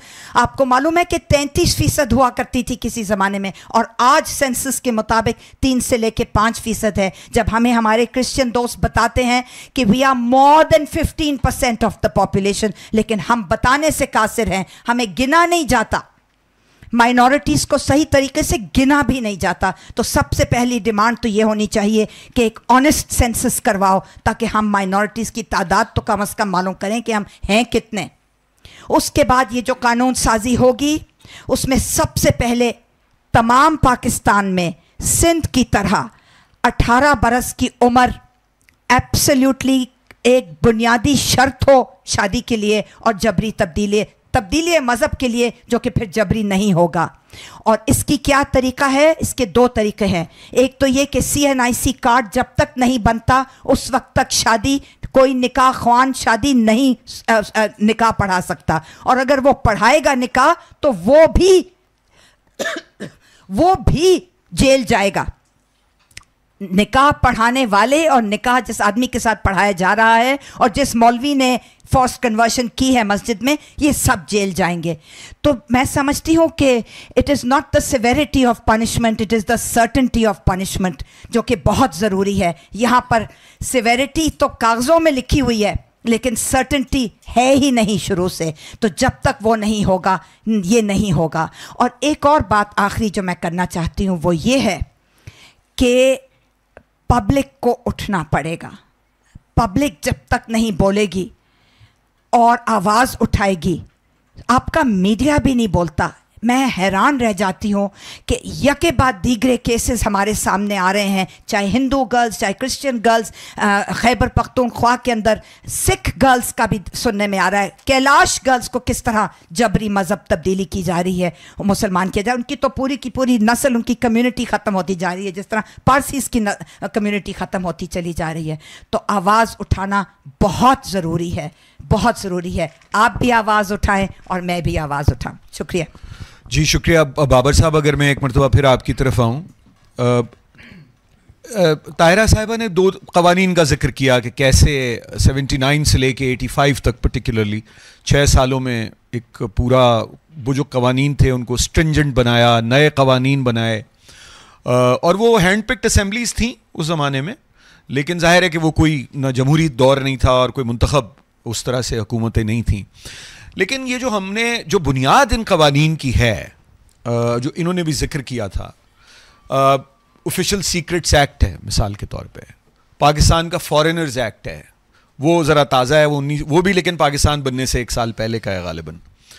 कोई 1920 की, इसी तरह जो तौहीन मज़हब का बुनियादी कवानीन है, सेडिशन लॉ, ये सारी 20 और 30 की दहाई में अंग्रेज़ ने रियाया को रूल करने के लिए बनाए थे, शहरी को रूल करने के लिए नहीं बनाए थे। हमने हमारा जो पार्लिमानी निज़ाम, या जब जमहूरी हुकूमतें भी आती रहीं बीच बीच में, जो वो डेमोक्रेटिक इंटरलूड्स होते रहे, उसमें इन कवानीन को बजाय इनसे جان چھڑانے کے ہم انہیں مزید سخت بناتے چلے گئے. تو اس طرف کیوں دھیان نہیں جاتا منتخب حکومتوں کا اور منتخب پارلیمان کا؟ میں مارشل لاز کی بات نہیں کر رہا. یہ آپ نے درست کہا ہے کہ انگریز کے زمانے کا جو قانون تھا بلاسفیمی کا تھا یا میرج کا، وہ قوانین اپنی جگہ پر تھے. But after the creation of Pakistan میرا خیال یہ 2 things have happened. ایک تو یہ ہوا کہ جو پاکستان کے ریاست کے بڑوں نے یہ سوچا کہ ہمیں اس ریاست کو اکٹھا رکھنے کے لیے اسلام کا نام لینا ضروری ہے، کیونکہ 4 فیڈریٹنگ یونٹس تھے اور ان کو اکٹھا رکھنے کے لیے ایک گلو چاہیے تھا. تو اسلام کا نام استعمال کر کے پہلی جو بات ہوئی وہ یہ تھا کہ آبجیکٹیو ریزولوشن آیا، اور آبجیکٹیو ریزولوشن سے the direction that the state took was religious direction میں ریاست روانہ ہوئی. اس کے بعد جب یہ آیا تو جو جوہری تبدیلی آئی ہے وہ ضیاء الحق کے دور کے بعد آئی ہے. وہ اس طرح سے آئی ہے کہ آبجیکٹیو ریزولوشن کو انہوں نے ایگزیکٹو آرڈر کے تحت آئین کا سبسٹانٹیو حصہ بنا دیا، اور سبسٹانٹیو حصہ بناتے وقت انہوں نے جو اس کے اندر مائنارٹیز کا ذکر تھا کہ they shall be allowed to freely profess their religion, لفظ فریلی کو اس نے اپنے ہاتھ سے کاٹ کر وہ نکال دیا. It was a fraud on the constitution کہ ایک تو اس کو ایگزیکٹو آرڈر کے تحت شامل کیا اور دوسرا اس سے لفظ فریلی ہٹا دیا. یہ تو 18ویں ترمیم کے بعد لفظ فریلی دوبارہ اس میں آ گیا. تو ایک یہ ہوا. اس کے بعد ضیاء الحق ہی نے حدود آرڈیننسز، زنا آرڈیننس، قانون شہادت، یہ سارے ضیاء الحق. تو یہ ریاست جو تھی اس ڈائریکشن میں مزید دھنستی چلی گئی. اور ہر قانون جب بنتا ہے حارث خلیق صاحب تو اس کو پروٹیکٹ کرنے کے لیے ویسٹڈ انٹرسٹ کریٹ ہو جاتے ہیں over a period of time. چنانچہ فیڈرل شریعت کورٹ یہ بھی ایک سپرا کانسٹیٹیوشنل باڈی تھی جو ضیاء الحق نے ایگزیکٹو آرڈر کے تحت قائم کی تھی. اور اسی طرح حدود آرڈیننسز، زنا آرڈیننس اور قانون شہادت وغیرہ. تو over a period of time ان تمام قوانین کو ڈیفینڈ کرنے کے لیے فورسفلی رائٹسٹ طبقہ جو تھا انہوں نے اس کو اون کیا. اور اب یہ وجہ ہے کہ اس کو آپ کو پیچھے ہٹانا بڑا مشکل ہے. ضیاء الحق کے دور میں تو ایسا بھی ہوا کہ یہ جو فیڈرل شریعت کورٹ تھا اس کے پاس کوئی کیس گیا تھا، دیٹ واز ایڈلٹری کا، زنا کا کیس گیا تھا. اور اس میں فیڈرل شریعت کورٹ نے یہ کہا تھا کہ اس کی سزا رجم نہیں ہے، stoning to death. This is what the federal Shariat court in 1981 declare reported judgment ہے. ہاں، ضیاء الحق کو اس پر اتنا غصہ آیا کہ اس نے اس فیڈرل شریعت کورٹ کے چیف جسٹس کی چھٹی کر دی ایگزیکٹو آرڈر کے تحت، اور نیا چیف جسٹس آیا اور قانون میں تبدیلی کر کے خود فیڈرل شریعت کورٹ کے اور کہا کہ فیڈرل شریعت کورٹ کو اب یہ بھی اختیار ہوگا کہ وہ اپنے خود فیصلوں پر کسی کے کہے بغیر نظر ثانی کر دے. تو چنانچہ نیا چیف جسٹس آیا، قانون میں تبدیلی ہوئی. وہ نئے چیف جسٹس نے کہا نئے فیڈرل شریعت کورٹ کہ ہم اس پہ خود نظر ثانی کر رہے ہیں. ہمیں کسی نے کہا نہیں، خود کر رہے ہیں، اور نظر ثانی کر کے کہا کہ ہاں اس کی سزا رجم ہے. سو دس از the direction which the state has taken. And that is why جب میں آپ سے کہہ رہا تھا کہ مثلا میں آپ سے یہ کہوں کہ یہ جو کونسل آف اسلامک آئیڈیالوجی جو ہے اس کا تو آئین کے اندر لکھا ہوا ہے نا کہ لمیٹڈ میعاد، یہ کہا ہے کہ یہ اپنی فائنل رپورٹ سبمٹ کرے گی اتنے عرصے میں. سبمٹ نہیں ہوئی، بالآخر پھر سبمٹ ہو گئی 1997 میں. جب سبمٹ ہو گئی تو سوال یہ پیدا ہوا کہ یہ تو اب فائنل رپورٹ تو ہو گئی ہے، فائنلٹی کے بعد تو پھر آپ نے کچھ اور نہیں کرنا. خود ان کے اینول رپورٹ میں لکھا ہوا تھا کہ اب ہم نے چونکہ فائنل رپورٹ دے دی ہے، اب ہمارے اوپر یہ لازمی نہیں ہے، آئینی تقاضا نہیں ہے کہ ہم پارلیمان کو رپورٹ دیں، لیکن ہم for the sake of continuity کر رہے ہیں. تو جب ہم نے یہ سوال پارلیمان میں اٹھایا हमने कहा जी कि आपकी बड़ी मेहरबानी कि आप रिपोर्ट अब भी दे रहे हो और आप कहते हो कि for the sake of continuity, तो आपको किसने कहा है कंटिन्यूटी का? हमने तो नहीं कहा। तो ये ज़रा काइंडली ज़रा थोड़ा सा बता दें। और हमने कहा कि जी ये जो काउंसिल ऑफ इस्लामिक आइडियालॉजी है ये तो अब रिडेंडेंट हो गया है, तो इस पे होना चाहिए, बहस होनी चाहिए कि अब ये क्या रहे या न रहे। तो ऑनेस्टली उसमें JUI के जो सेनेटर थे उन्होंने कहा जी कि आज सेनेट में ये बात हो गई है कि काउंसिल ऑफ इस्लामिक आइडियालॉजी रहे या न रहे, हम ख़बरदार करना चाहते हैं, this is on the verbatim record, हम ख़बरदार करना चाहते हैं कि हम काउंसिल ऑफ इस्लामिक आइडियालॉजी के तहफ़्फ़ुज़ के लिए जान देना भी जानते हैं, जान लेना भी जानते हैं। I mean this is on the floor of the house. So I mean in that kind of environment उसके बाद मुझसे ये एक्सपेक्ट करना कि मैं ये कहूँ कि नहीं हमने ये परसू करना है, not a one member in the parliament stood up to condemn that.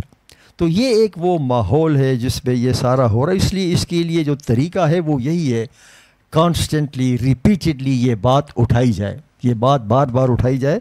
और मैं सिर्फ एक ही बात करना चाहता हूँ कि अब मेरा ख़्याल ये है कि अगर ये आवाज़ उठाई जाए कि मज़हब की तब्दीली के लिए, मैं जबरी की बात नहीं कर रहा, मज़हब की तब्दीली के लिए भी कानून साजी होनी चाहिए। अगर शनाख्ती कार्ड के लिए उम्र की कंडीशन है, ड्राइविंग लाइसेंस के लिए उम्र की कंडीशन है, शादी के लिए उम्र की कंडीशन है, for everything that you do you require to have the minimum age. इसलिए जो कन्वर्शन है उसके लिए भी एक मिनिमम एज होनी चाहिए और एक प्रोसीजर होना चाहिए, एक प्रोसीजर जिसमें कूलिंग पीरियड हो, ताकि जो भी मज़हब तब्दील कर रहा है उसे कहा जाए कि तुम 2 महीने इंतज़ार करो, काउंसलिंग भी उसकी हो, कंसल्टेशन भी हो, और फिर जब वो फाइनली डिसाइड कर रखे कि हाँ मैंने मज़हब तब्दील करे तो ऑल राइट, मज़हब तब्दील होता रहता है। तो ये इशू जो है इसको इस अगर से देखा जाए तो इसको उठाया जा सकता है।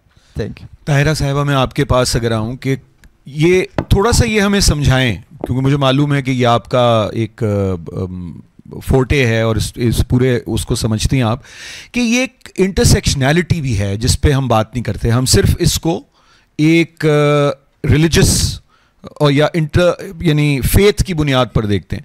लेकिन इसमें कास्ट, क्लास, जेंडर, ये इन सब का दखल है। एथनिसिटी का भी होता है कुछ और मामलात में, लेकिन इसमें क्लास, कास्ट और जेंडर का है। तो ये ज़रा थोड़ा सा बताइए कि इसको यानी एक मल्टी प्रॉन्ग्ड अप्रोच हमें चाहिए, क्योंकि सच्ची बात यह है कि ये जितनी कहानियाँ आपने देखी या जितने केसेस हमारे पास भी जो रिपोर्ट होते हैं, सयाल साहब बैठे हैं, वो ज़्यादातर उसमें एक तबकाती पहलू भी है।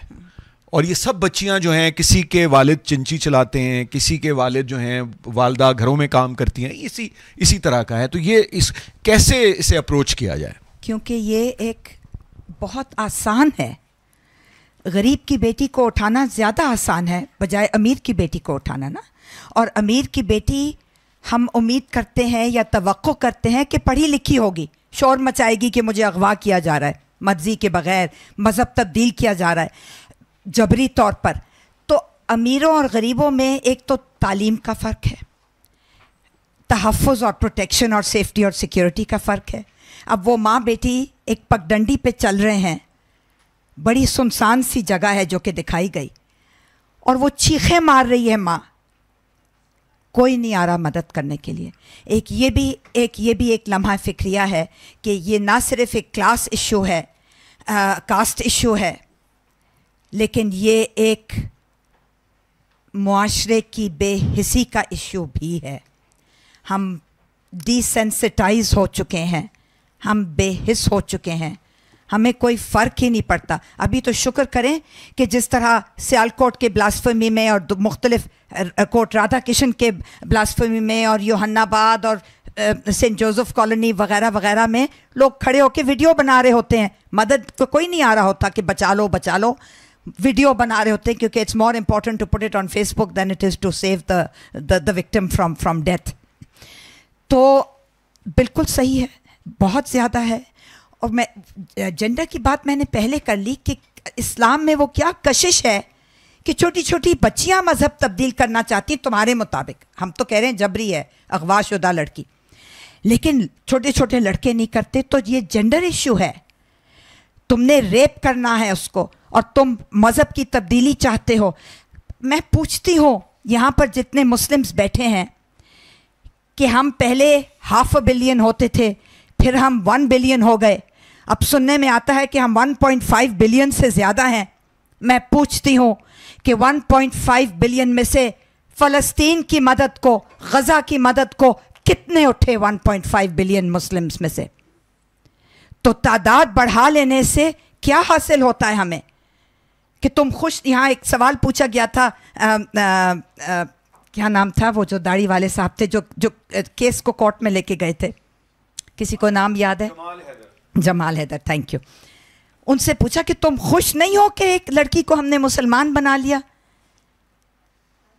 लेकिन ये सवाल पूछने का है कि क्या वो अपनी मर्जी से, क्या उसने कुछ पढ़ा लिखा, क्या उसने इस्लाम को स्टडी किया, क्या उसको एक लफ्ज़ भी पता है इस्लाम के बारे में सिवाय उसके कि वो जो उसको रटा दिया गया है कोर्ट के सामने बोलने के लिए, जज के सामने। और ये मैंने अपनी आंखों से देखा है, जज के सामने वो बाकायदा कलमा पढ़ रही थी, आशा और लता और रिंकल सिंध से आई हुई थी।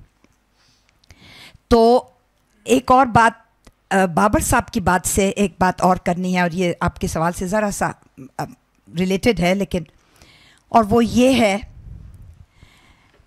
कि जब हमारे पास पाकिस्तान के 77 बरस में से 33 बरस मिलिट्री रेजीम्स रही हैं, मार्शल लॉ रहा है, फ़ौजी आमिर डिक्टेटर रहे हैं हुक्मरान, तो उनके पास कोई इलेक्टेड रिप्रेजेंटेशन नहीं थी, कोई कंस्टिट्यूंसी नहीं थी। एक थी और वो थी मजहबी जुनूनियत और मजहबी जमातें, जिन्होंने हमेशा 1958 से लेकर 2008 तक, 1988 में तो ज़िया को से निजात मिली थी, 2008 में हमने मुशर्रफ को हटाया था, हमने सब ने मिलकर मुशर्रफ को हटाया था। तो एक ही उनके पास चारा था और वो ये था कि मजहबी जमातों को अपनी कंस्टिट्यूंसी बनाकर, ये कुछ लो कुछ दो ये कि मैं रहूँगा ताहयात तुम्हारा सदर रहूँगा और तुम ये करोगे कि मेरे तमाम चीज़ों को, उन्होंने ये कहा कि हम मांगते हैं कि पाकिस्तान को एक थियोक्रेसी बना दिया जाए। और ये बहस चलती रहेगी आखिरी दिन तक, आखिरी वक्त तक, हमारी ज़िंदगी के आखिरी हिस्से तक, कि कायदे आज़म एक सेक्युलर पाकिस्तान चाहते थे या एक थियोक्रेटिक पाकिस्तान चाहते थे। हम में से बहुत हैं जो कि समझते हैं कि सेक्युलर पाकिस्तान चाहते थे, और 11 अगस्त की स्पीच तो एड नोज़ियम रिपीट होती चली जाती है।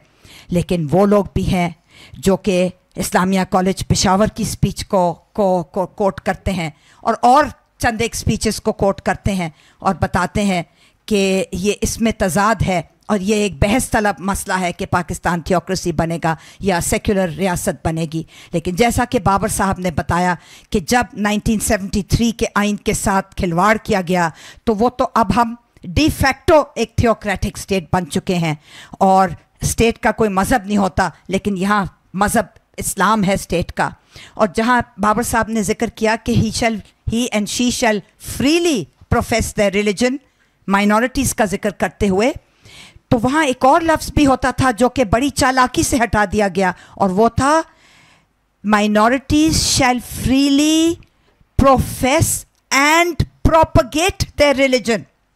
इसकी जद में आते हैं Ahmadi Pakistani, neither freely profess nor freely propagate. तो ये भी एक, मैं समझती हूँ कि आज ब्लैक होल के लिए 3, 4, 5, 6 मुख्तलिफ नए मौज़ूआत का एक की फहरिस्त बनती चली जा रही है। और हाँ, और ये भी एक बात करने की है कि how do we freely profess and propagate our religion. और ये एक कि हम हमारी कब्रों के ऊपर काली स्याही ना लगा दी जाए, हमारे कब्रों के ऊपर। ये भी एक सोचने की बात है जबरी तब्दीली मज़हब के साथ साथ। और जो आइनी तरमीम आई थी 1974 में, उस पर भी गुफ्तगू करने की ज़रूरत है, हम समझते हैं। शुक्रिया जी, बहुत बहुत शुक्रिया। आखिरी सवाल, उसके बाद हम कुछ गुफ्तगू ऑडियंस के साथ करेंगे। मुझे ये बताइए कि देखें, آپ بہت یعنی سائنسدان تو ہیں ہی، لیکن ابھی آپ کی نہایت اہم کتاب پاکستان سے متعلق آئی ہے. یہ ٹھیک ہونا تو بڑا ایک عام سا سوال ہے کہ بھئی یہ کیسے ٹھیک ہوگا، لیکن یہ جو ادارے ہیں جیسے ایک ریکمنڈیٹری، پاکستان میں کنفیوژن ہے نا جسٹس سسٹم میں کہ آپ کا فیڈرل شریعت کورٹ ہے لیکن federal Shariat court is subservient to the supreme court, ایسے ہی ہے نا بابر صاحب، اور اٹس اے ریکمنڈیٹری باڈی کہ وہ بھی ریکمینڈ. اسی طرح کاؤنسل آف اسلامک آئیڈیالوجی ہے جس میں مختلف وہاں سے لے کے رویت ہلال کمیٹی تک، مطلب بے شمار اس طرح کے انسٹیٹیوشنز یا گروپس بنے ہوئے ہیں. ان سب کی موجودگی میں اور ان کا جو بابر صاحب نے کہا کہ ان کی اپنی ایک مٹیریل انٹرسٹ ہوتا ہے، یہ صرف ایسا نہیں ہے کہ کسی ادارے کا بن جانا، میں قانون کی بات نہیں کر رہا، ادارے جو موجود ہیں ان سب کی موجودگی میں کیا کوئی تبدیلی سماج میں ممکن ہے؟ چونکہ اسٹیٹ کا ایک کیسکیڈنگ ایفیکٹ سوسائٹی پہ ہے، سوسائٹی کا کمیونٹی پہ ہے، کمیونٹی کا فیملی پہ ہے، فیملی سے بات فرد تک آتی ہے اور ایک ریڈیکلائزیشن آپ کو نظر آتی ہے. تو جب تک یہ اسٹیٹ کے جو اسٹرکچرز ہیں یا جو انسٹیٹیوشنز ہیں ان کا ویسٹڈ انٹرسٹ اور ان کا مٹیریل انٹرسٹ ہے تو کیسے معاشرہ تبدیل ہو سکتا ہے؟ اس وقت تو کھچڑی پکی ہوئی ہے، ہمیں نہیں پتہ چلتا کہ ادھر سیکولر قانون چلتا ہے یا اسلامی قانون. آپ دیکھتے ہیں کوئی قتل ہوتا ہے، کوئی لینڈ کروزر کسی کو مار کر چلی جائے تو اس کے بعد پھر کیا اسلامی قانون ہو جاتا. لیکن دیکھیے اہم بات یہ ہے کہ اچھا طاہرہ اس بات پر میرا آپ سے اتفاق نہیں ہے. ٹھیک ہے فوجی حکمرانوں کو آپ جتنا بھی برا کہیں کم ہے، لیکن خرابی تو ذوالفقار علی بھٹو نے ڈالی نا. تو 1974 اور جیسے جیسے ان پر دباؤ آتا گیا ویسے ویسے وہ مذہبی ہوتے گئے. پہلے جمعے کی چھٹی ہو گئی، پھر شراب پر ممانعت ہوئی، پھر احمدیوں کو غیر مسلم قرار دیا، پھر تو وہ مولوی خود بن گئے، لیکن پھر بھی سولی پر چڑھ گئے. آخر مذہب ایک ایسی چیز ہے جو اپنے پیروکاروں کو بھی نہیں بخشتی. آج آپ دیکھیں پاکستان کو خطرہ ہندوؤں سے نہیں ہے، نہ پارسیوں سے ہے، نہ عیسائیوں سے ہے، خطرہ ہے تو دوسرے مسلمانوں سے ہے.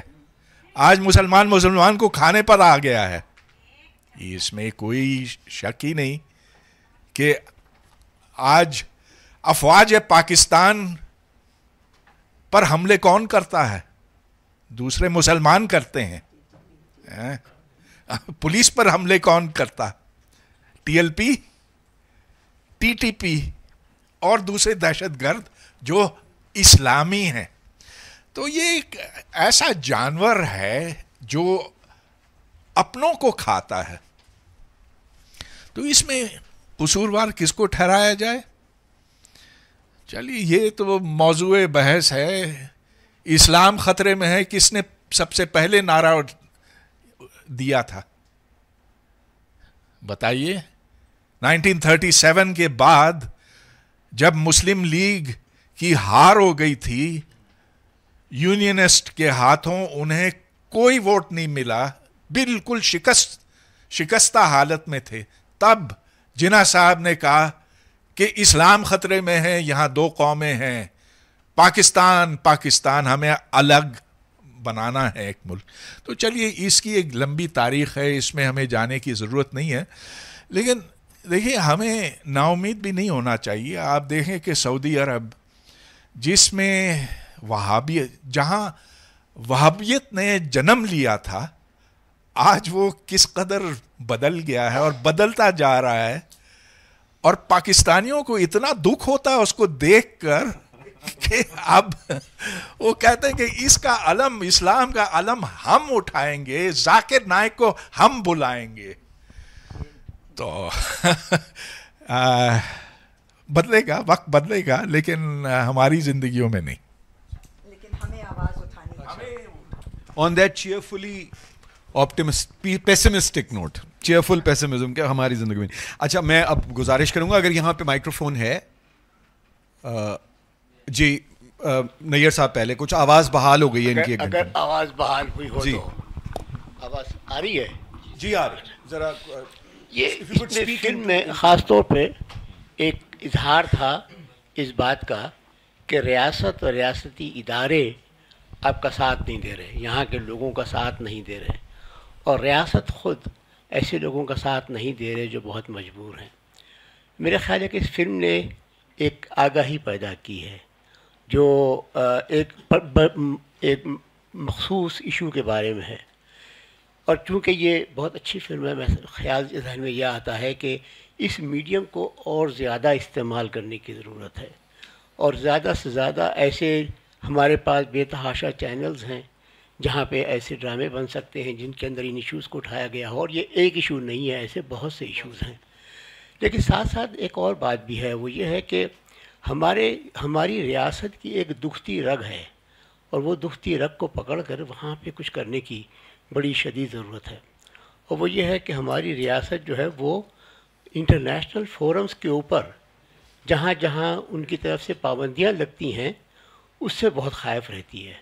अगर FATF के मामलात के ऊपर कहें तो वो बड़े ख़ाइफ हो जाते हैं कि कहीं हमें ग्रे में ना डाल दें, या ग्रे से निकाल के ब्लैक में ना डाल दें, या किसी और फोरम के ऊपर जहाँ पे उनके ऊपर पाबंदी लग सकती है। अमेरिका पाबंदी लगा दे, यूरोपियन यूनियन पाबंदी लगा दे, हमारी तजारती मफादात, ऐसी जगहों के ऊपर इन चीज़ों को उठाना शायद अब हम सब जो इतने अरसे से पिछले 75 साल से बेचैनी से इन चीज़ों को बर्दाश्त करते रहे हैं, हमें चाहिए कि हम उन फोरम्स पर जाके इन इश्यूज़ को दिखाएं, बताएं, ताकि हमारी हुकूमत के ऊपर बाहर से दबाव पड़े और हुकूमत कुछ करना शुरू करे, सही मानों में अच्छी हुकूमत बन सके। जी शुक्रिया, ये एक आपका अहम कमेंट है, लेकिन मैं गुजारिश आपसे करूं, और जो सच्ची बात, मैं चूँकि बहुत बरसों से यही काम अब कर रहा हूं, ये बाहर की जो हुकूमतें हैं, जो डॉक्टर साहब ने भी बात की और आपने भी की, ये भी आखिरी फ़ैसला इंसानी हकूक़ के मसाइल की बुनियाद पे नहीं करती हैं, अपने स्ट्रेटिजिक, मिलिट्री और जो कमर्शियल इंटरेस्ट हैं उनकी बुनियाद पे करती हैं। लेकिन हैविंग सेड दैट, फ़र्क पड़ता भी है। आपके यहाँ GSP+ की वजह से पिछले कई बरसों से कैपिटल पनिशमेंट पे मॉरेटोरियम है, तो वो उसी वजह से, तो ये इट्स अ काइंड ऑफ करते रहना चाहिए इस तरह की बात। जी सयाल साहब। Thank you. बुनियादी तौर पर मेरा ये है कि जिस मुल्क में तालीमी निज़ाम में इस तरह से, डॉक्टर नैयर साहब ने भी इस पे काफ़ी तहकीक की थी, पहले रिपोर्ट्स भी कि जो हमारे निसाब में हैं उसमें जो हिंदू कम्युनिटी है या क्रिश्चियन हैं उनको जो है इस तरह के अल्फाज इस्तेमाल उनके लिए कहा गया है, उनको काफर कहा गया है, या उनके यहाँ हम प्रैक्टिकली देखते हैं कि कुछ लोग जहाँ पर या स्कूलों में या कॉलेजों में या किसी भी शोबे में होते हैं तो उनको बड़े उस मतलब हम हकारत के नज़र से लोग काफ़ी देख रहे होते हैं कि ये यार इसका ये नाम जो है ये क्रिश्चियन का नाम होगा। अभी तो लोगों ने इस वजह से नाम भी जो है मुसलमानों वाले रखने शुरू कर दिए हैं, कम्युनिटीज़ मुख्तलिफ जो पाकिस्तान में रह रही हैं। तो इसका आप क्या समझते हैं, जिस रियासत में इस तरह से उनको वेपनाइज किया गया हो, एजुकेशन को भी, आपके हीरोज़ जो होंगे सिर्फ वो मुसलमान होंगे, चाहे उन्होंने यहाँ पर कब्ज़े किए हों, चाहे लोगों को जो है वो लाखों लोगों को, हज़ारों लोगों को जो है मारा हो, तो इस पे आप क्या कहेंगे बीइंग एजुकेशन सर? इस पर नैयर और मेरा 50 साल का रोना है, और जो कुछ हम अपने तौर पर कर सकते थे सो किया। लेकिन देखिए जो जितना नुकसान ये वाहिद कौमी निसाब सिंगल नेशनल करिकुलम ने पहुंचाया है बेअंदाज़ा है, और इसके असरात आने वाली नस्लों तक दूर दूर तक जाएंगे। बस हम आगाही पैदा कर सकते हैं कि ये जो निसाब है ये जहर है, ये हमें बुद्धू बनाने के लिए, हम में नफ़रतें डालने के लिए बनाया गया है, और इसे बेनकाब करना है बार बार बार बार। इसके नुकसानात पाकिस्तान को इतने ज़्यादा हैं कि आप जगह जगह इसके मज़ाहिर देख सकते हैं। मिसाल के तौर पर हमारे جو بچے یہ نصاب پڑھ کے نکلتے ہیں, اور یہ سنگل نیشنل کریکولم تو اب آیا نا, اس سے پہلے جو تھا وہ بھی ایسے ہی تھا, اس سے کچھ زیادہ مختلف نہیں تھا. آج پاکستان دنیا کے جاہل ترین لوگوں میں شمار ہوتے ہیں. آپ جا کر دیکھیں کہ یہاں 80% ویزا, ورک ویزا جو پچھلے سال دیے گئے تھے وہ ڈرائیور ویزا تھے. آپ پورے مڈل ایسٹ میں جا کر دیکھیں, دبئی میں دیکھیں, قطر میں دیکھیں, سعودی عرب میں دیکھیں, تو پاکستانی جو ہیں وہ صرف خدمتگار ہیں, وہ انسکلڈ. اس کے برعکس بنگلہ دیشی, سری لنکا, انڈینز تو خیر بہت ہی اوپر پہنچ گئے. لیکن جب یہ ہمیں بدھو بناتے ہیں تو ملک کا اجتماعی طور پر نقصان ہوتا ہے. اور کالج, اسکول, یونیورسٹی کی تعلیم دیکھیں, دنیا کا بدترین معیار ہے. آج پاکستانیوں کو داخلے نہیں ملتے باہر کی یونیورسٹیوں میں, جو ادھر جاتے بھی ہیں کچھ اچیو نہیں کر پاتے, وہ اس لیے کہ مذہب ان کے اندر ڈالا جاتا اور کچھ نہیں. لکھنا پڑھنا نہیں آتا, آیتیں یاد ہیں, تو اس سے ہوگا کیا؟ ایسے ہی لوگ نکلیں گے جو خدمتگار ہوں گے. They cannot be engineers, they cannot be scientists, they cannot be high level managers. وہ مولوی ہوں گے یا خدمتگار ہوں گے. تو یہ بات ہم اب تک سمجھ نہیں پائے ہیں. جس دن ہم یہ سمجھیں گے, جس دن ہمیں ہوش آئے گا, اس دن ہم اصلاح کی راہ پر چلیں گے. یہ جو تھینک یو, یہ جو نصاب کی بات آپ نے کی ہے دس از ویری امپورٹنٹ, اور ڈاکٹر صاحب نے تشریح کر دی ہے. میں ایک چیز کا عینی گواہ ہوں, تو I thought I should share with you. یہ جب افغان جنگ عروج پر تھی اور یہ مدرسوں کی بات ہو رہی تھی, تو مجھے 2 پیجز ملے اس سلیبس کے, جو اس وقت بتایا گیا تھا کہ یہ CIA کا تیار کردہ سلیبس ہے اور بچوں کو پڑھایا گیا تھا. تو میں نے خود وہ پیج میرے پاس اب بھی ہے, کہ وہ پیج اس طرح سے تھا کہ الف سے اللہ, بی سے بندوق, تی سے توپ, کاف سے کافر, جیم سے جہنم, اور جیم سے جہاد. اور پھر ایک بچے کو دکھایا ہے کہ وہ ایک بندوق ہے اس کے پاس, بے سے بندوق ہے, سامنے ایک آدمی کھڑا ہے وہ کاف سے کافر ہے, اور وہ اسے گولی سے مار رہا ہے, اور یہ جہاد ہے. This is what was in the syllabus. تو یہ جو سلیبس اس وقت کا بنا ہے, اور اب اگر تو وہ سا سلیبس نہیں ہے, لیکن وہ جو بات ذہنوں میں ڈالی گئی ہے that continues in one form اور دی ادر. اور اس کے ساتھ ہی ریاست نے بھی اپنا انہی ملیٹنٹس کو اسلام کے نام پر ان کی پشت پناہی بھی کی, جس کی وجہ سے یہ جو نیریٹو تھا یہ زیادہ مضبوط ہو گیا. اور پشت پناہی ایسی کی کہ آپ دیکھیے کہ ممبئی کا واقعہ ہوتا ہے, خود FIA کی رپورٹ پبلش ہوتی ہے کہ پاکستان سے دہشت گرد گئے تھے, آئیڈینٹیفائی کیا گیا کہاں ان کی ٹریننگ ہوئی تھی وغیرہ.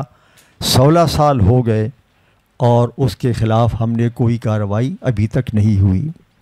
ایک اور ملیٹنٹ تھے, ان کا نام تھا مولانا مسعود اظہر, اور وہ جو تھے تو ان کو جب یونائٹڈ نیشنز ان کے اوپر سینکشن لگانا چاہتی تھی, بڑی پرانی بات نہیں ہے, تو ہم چائنا کے پاس گئے اور چائنا سے UN میں اس موو کو ختم کر دیا. اور ایک بار نہیں 3 بار کیا. چوتھی بار چائنا نے کہا کہ اب آپ ذرا غور کر لو. نہیں, ذرا غور کر لیں, and you have to think of long term. ان کا یہ کہنا تھا. چنانچہ اس کے بعد ہماری طرف سے ایک اعلان ہوا کہ مولانا مسعود اظہر غائب ہو گیا ہے, شاید وہ افغانستان چلا گیا ہے. تو وی ڈڈ ناٹ اون کہ ہاں. اسی طرح آپ دیکھیں احسان اللہ احسان, وہ ایک بڑا ہائی سیکیورٹی پریزن سے چلا گیا اور کسی کو پتہ ہی نہیں چلا. کھلبشن تو ابھی تک نہیں جا سکا, لیکن وہ چلا گیا. So these are the kind of things you نو.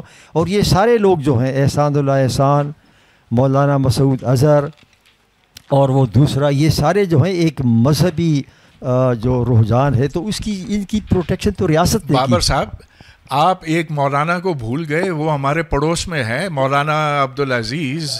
लाल मस्जिद के जिन्होंने रियासत के खिलाफ जंग की थी, यहाँ 12 SSG कमांडोज को हलाक शहीद किया और रियासत ने उसे एक और ज़मीन दे दी, एक जहाँ उसने एक और मदरसा बनाया ताकि वो ये मज़ीद कर सके। तो ये कैसी रियासत है? कोई और इधर जी, इधर अब ये इधर, अच्छा सॉरी, हाँ फरमाइए। गुड इवनिंग एवरीवन, मेरा नाम ताहिरा नेमत है, मैं फॉर्मर चेयरपर्सन हूँ इसकी रावलपिंडी डिवीजन इंटरफेथ हार्मनी की, और now days I am working as a UN consultant in national commission on status of women. और जो मैं यहाँ पर छोटी सी बात करूँगी, हमने सिलेबस की यहाँ पर बात की, तो सर अभी जो हमारे पास लास्ट जो हमारी इस पे ही मीटिंग हुई, तो उसमें यह है कि 7 बुक्स जो हैं सिलेबस के अंदर न्यू शामिल की गई हैं, जो हर एक मज़हब अपनी किताब ही पढ़ेगा। तो उसमें पारसी है, क्रिश्चियन है, सिख हैं, हिंदू है, जितने भी हैं, तो उसको सिलेबस के अंदर जो सिलेबस का पार्ट बनाया गया है। इसके साथ सर हम अभी बात कर रहे थे यहाँ पर, डॉक्टर साहब ने ये बात की, आप लोगों ने भी ये बात की कि जो हमारे मौलाना हजरात हैं, जो हमारे पास्टर्स हैं, हम हर एक जगह पर क्राइटेरिया एक रखते हैं एजुकेशन का। अपनी कोई भी किसी भी जगह पे हम किसी को अपॉइंट करते हैं, वहाँ पे एक क्राइटेरिया रखा जाता है, रिक्रूटमेंट क्राइटेरिया रखा जाता है कि इतनी इसकी बंदे की एजुकेशन होगी, ये उसकी ट्रेनिंग्स होंगी, इतना उसका एक्सपीरियंस होगा, तो वो एलिजिबल है फॉर दिस पोस्ट। तो क्या रियासत या जो हमारे अदारे हैं, जो हमारे पॉलिसी मेकर्स हैं, क्या उनको ये समझ नहीं आती कि फ़ॉल्ट कहाँ से स्टार्ट होता है? जो हमारे रिलीजियस जो हमारे लोग हैं, उनकी एजुकेशन सर होना बहुत ज़रूरी है। उनका क्राइटेरिया सेट किया जाए ताकि उनको अपने मज़हब का एग्जैक्ट नॉलेज हो, सही तफसीर के साथ वो लोगों को बताएं, क्योंकि जितने भी आप इस तरह के वाक़यात उठा के देख लें, तालीम उठा के देख लें, वाक़े के पीछे जो है वो एक आलम मौजूद होता है।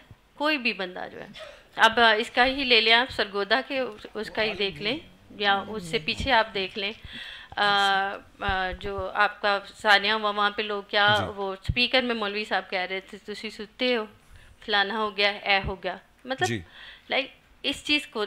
और फिर एक नेक्स्ट क्वेश्चन है कि लॉ के अंदर जब हम जाते हैं, तो हमारे क्या क्रिश्चियन लॉ को या किसी और मजहबी लॉ को, क्रिश्चियन की इसलिए बात कर रही हूँ क्योंकि मेजॉरिटी जो है वो एक जो इसके अंदर दिखाए जाते हैं, हमारी माइनॉरिटी के अंदर जो मेजॉरिटी है पार्ट है वो क्रिश्चियनिटी का है। सो मैं यहाँ पर ये बात आप लोगों से मतलब ये कहना चाहूँगी कि देखिए, क्या जो हमारे जजेस बैठे होते हैं उनको क्रिश्चियन लॉ का पता होता है, आर्टिकल्स का पता होता है? नहीं पता होता। वहाँ पे वो किसी एक क्रिश्चियन वकील को बुला के पूछते हैं, बताएं आपका लॉ इस पे क्या कहता है। तो मुझे ऐसे थोड़ा सा लगता है कि उस आपका जो सिलेबस है उसका हिस्सा आपको क्रिश्चियन लॉ को भी बनाना ज़रूरी है। Thank you. मैं मोहतरमा ताहिरा अब्दुल्ला की तरफ आऊँगा। एक छोटी सी बात गुजारिश, हमारा तो जो लोग यहाँ मौजूद हैं उनका तो मुतालबा ये है कि मुख्तलिफ मज़ाहिब के लॉज के बजाय जो मुल्क का कानून है और आइन है और जो कॉमन लॉ है जिसकी बुनियाद पर पाकिस्तान की फेडरेशन चलती है, उस पर अमल होना चाहिए।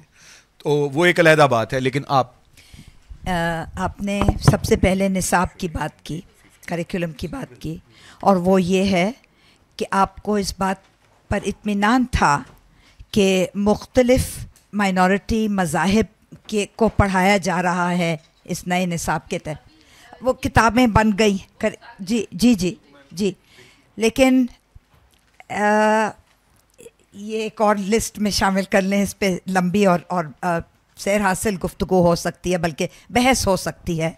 और वो ये है कि क्या एक थियोक्रेटिक स्टेट को और ज़्यादा थियोक्रेटिक होने की ज़रूरत है, या क्या हमें थोड़ा सा सेक्युलर होने की ज़रूरत है। मसलन मैं आपको एक कॉन्क्रीट एग्जांपल देना चाहती हूँ। पहले ये होता था कि मुस्लिम स्टूडेंट्स को इस्लामियात पढ़ाई जाती थी और नॉन मुस्लिम माइनॉरिटीज़ को एथिक्स पढ़ाया जाता था। अब यह है کہ کیونکہ وہ ہر مذہب کی اپنی کتاب ہوگی, اپنا نصاب ہوگا, ہندوز کو ہندوازم پڑھایا جائے گا, مسیحوں کو کرسچینٹی پڑھائی جائے گی وغیرہ وغیرہ, تو ایتھکس ہٹا دیا. میں پوچھتی ہوں کہ 250 ملین پاکستانیوں کو ایتھکس پڑھنے کی ضرورت نہیں ہے؟ مجھے بھی ایتھکس پڑھنے کی ضرورت ہے, اور معاف کیجیے گا آپ کو بھی ایتھکس پڑھنے کی ضرورت ہے جی, لیکن میں کہہ رہی ہوں کہ اس سبجیکٹ کو ہٹا دیا گیا ہے. تو اس لیے ہمیں ہر کام کرنے سے پہلے اس کے آؤٹ کم, اس کا اثرات, اس کے لانگ ٹرم کیا امپلیکیشنز ہوں گے اور ریپرکشنز ہوں گے, یہ سوچنے کی ضرورت تھی. اب تو خیر اٹس ٹو لیٹ, جو ہونا تھا وہ ہو گیا. اب کوئی آئندہ جا کے کوئی پروگریسو حکومت آئے گی تو ہوگا. آپ نے کہا کہ ہمارے پادریوں کو اب جو بلاتے نہیں ہیں کورٹ میں, اور پتہ نہیں ہوتا کہ کیا ہو رہا ہے, کسی وکیل کو بلا کے, کسی کرسچن وکیل کو بلا کے کہہ دیتے ہیں کہ بھی بتاؤ تمہارا مذہب کیا کہتا ہے. یہ تو الٹی بات ہو گئی نا. ہم چاہتے ہیں کہ آئین کے تحت, قانون کے تحت سزا ہو, ارسپیکٹو کہ آپ کا مذہب کیا ہے. میں بار بار کہتی ہوں کہ it's not the severity of punishment, it's the certainty of punishment. جب تک مجھے یقین نہیں ہوگا کہ میرا نام نتاشا داؤد ہے یا کچھ دانش ہے یا کچھ بھی ہے, مجھے سزا ہوگی. اور میں پیسوں سے قانون کو خرید نہیں سکتی, اور میں صلح نامہ, راضی نامہ, معافی نامہ کر کے نہیں جا سکتی. یہ بھی باتیں سوچنے کی ہیں. اور آپ نے فرمایا تھوڑی سی, کیونکہ ہم سب کا یہاں پہ ڈیٹا کے ساتھ اور اعداد و شمار کے ساتھ ہم سب کا تھوڑا بہت ساتھ ہے. پنجاب کے صوبے میں کرسچن مائنورٹی زیادہ نمبرز میں ہے, اور سندھ کے صوبے میں ہندو مائنورٹی زیادہ نمبرز میں ہے, اور اسی طرح خیبر پختونخوا میں سکھ زیادہ پائے جاتے ہیں. تو مختلف جگہوں میں مختلف شرح ہیں. جی تھینک یو. اس طرف سے جی. سب سے پہلے سب کو السلام علیکم. میم آپ کے اسپیچ میں یا آپ کے لیکچر میں یا آپ کے سبق میں نے ایک چیز سنی کہ کچھ لوگ بہت زیادہ بحث ہو گئے. ان کے لیے میں نے ایک شعر وہ آپ کے لیے خصوصی ڈھونڈا ہے کہ غم یہ نہیں کہ بحث ہو گئے ہیں ہم, غم یہ نہیں کہ بحث ہو گئے ہیں ہم, غم تو یہ ہے کہ احساس بے حسی بھی نہیں. And ma'am I am very impressed. میں خود راستے میں سوچ رہا تھا کہ آج میں فلسطین کے لیے بات کروں, لیکن آپ کو دیکھ کے ایسا لگتا ہے کہ رول ماڈل مل گیا ہے. تھینک یو, میں بہت زیادہ انکریج ہوں اس سے. سر ڈاکٹر پرویز آپ کے لیے سوال ہے.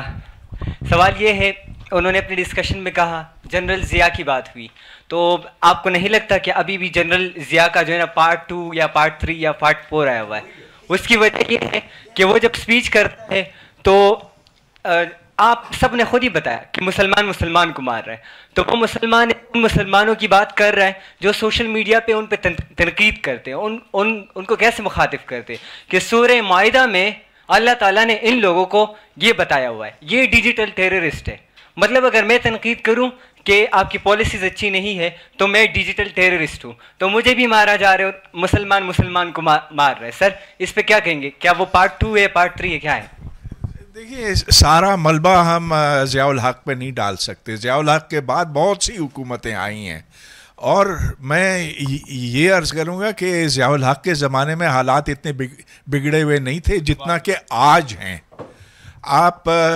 میں چونکہ یونیورسٹی میں پڑھاتا تھا ان دنوں میں, اور ابھی کچھ سال پہلے ریٹائر ہوا, اس وقت پھر بھی کچھ کھلا ماحول تھا.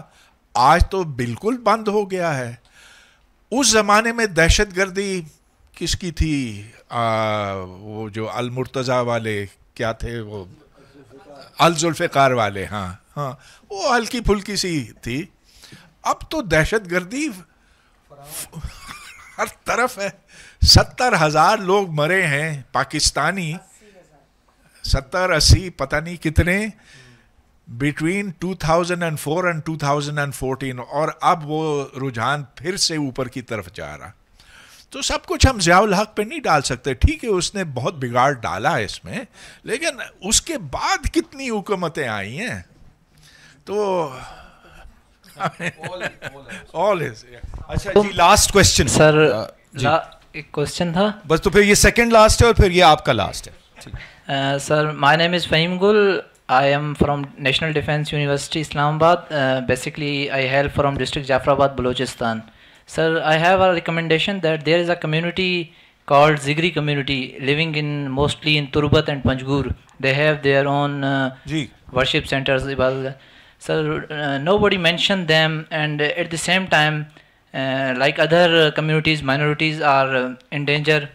Their culture, traditions, and religious norms are also under threat. And I have one personal incident that we have a student at boarding school and who was Zigri, and he left the institution because of not having comfortable environment.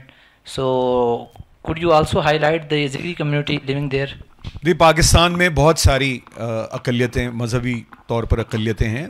Pakistan में बुद्ध मत के पैरोकार भी हैं और भी बहुत सारे सनातन धर्म के अलावा डिनोमिनेशंस हैं.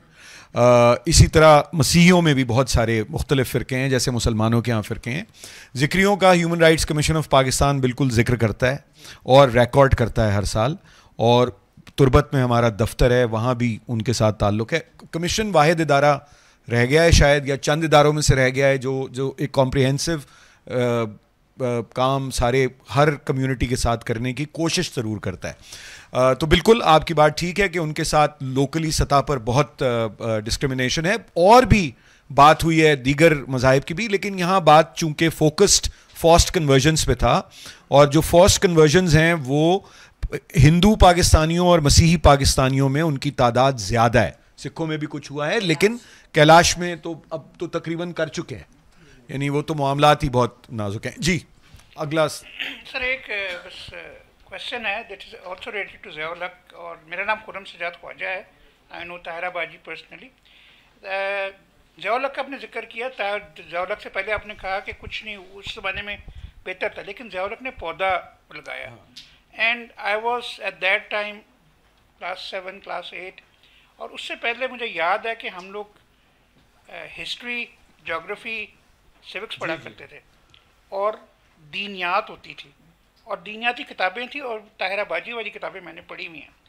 तो वो फिर जब मैं 9th वाला में आया तो इस्लामियात हो गई. तो I think personally think Ziaul हक वॉज दी पौधा, यानी ही वाज द पर्सन जिसने वो सीड लगाया, और वो सीड आके 10 साल या 15 साल के बाद वो जो हमें अब नज़र आ रहा है वो शुरू हुआ जी. और इसी तरह का पौधा फिर बाद में और तरह भी लगा, जो पॉलिटिकल सिचुएशन जो अभी हम देख रहे हैं. ठीक है खान साहब, बिल्कुल आपका कमेंट बिल्कुल दुरुस्त है. Last question, I am sorry I have to finish at 8. This is the organisers have told me. जी अस्सलाम वालेकुम.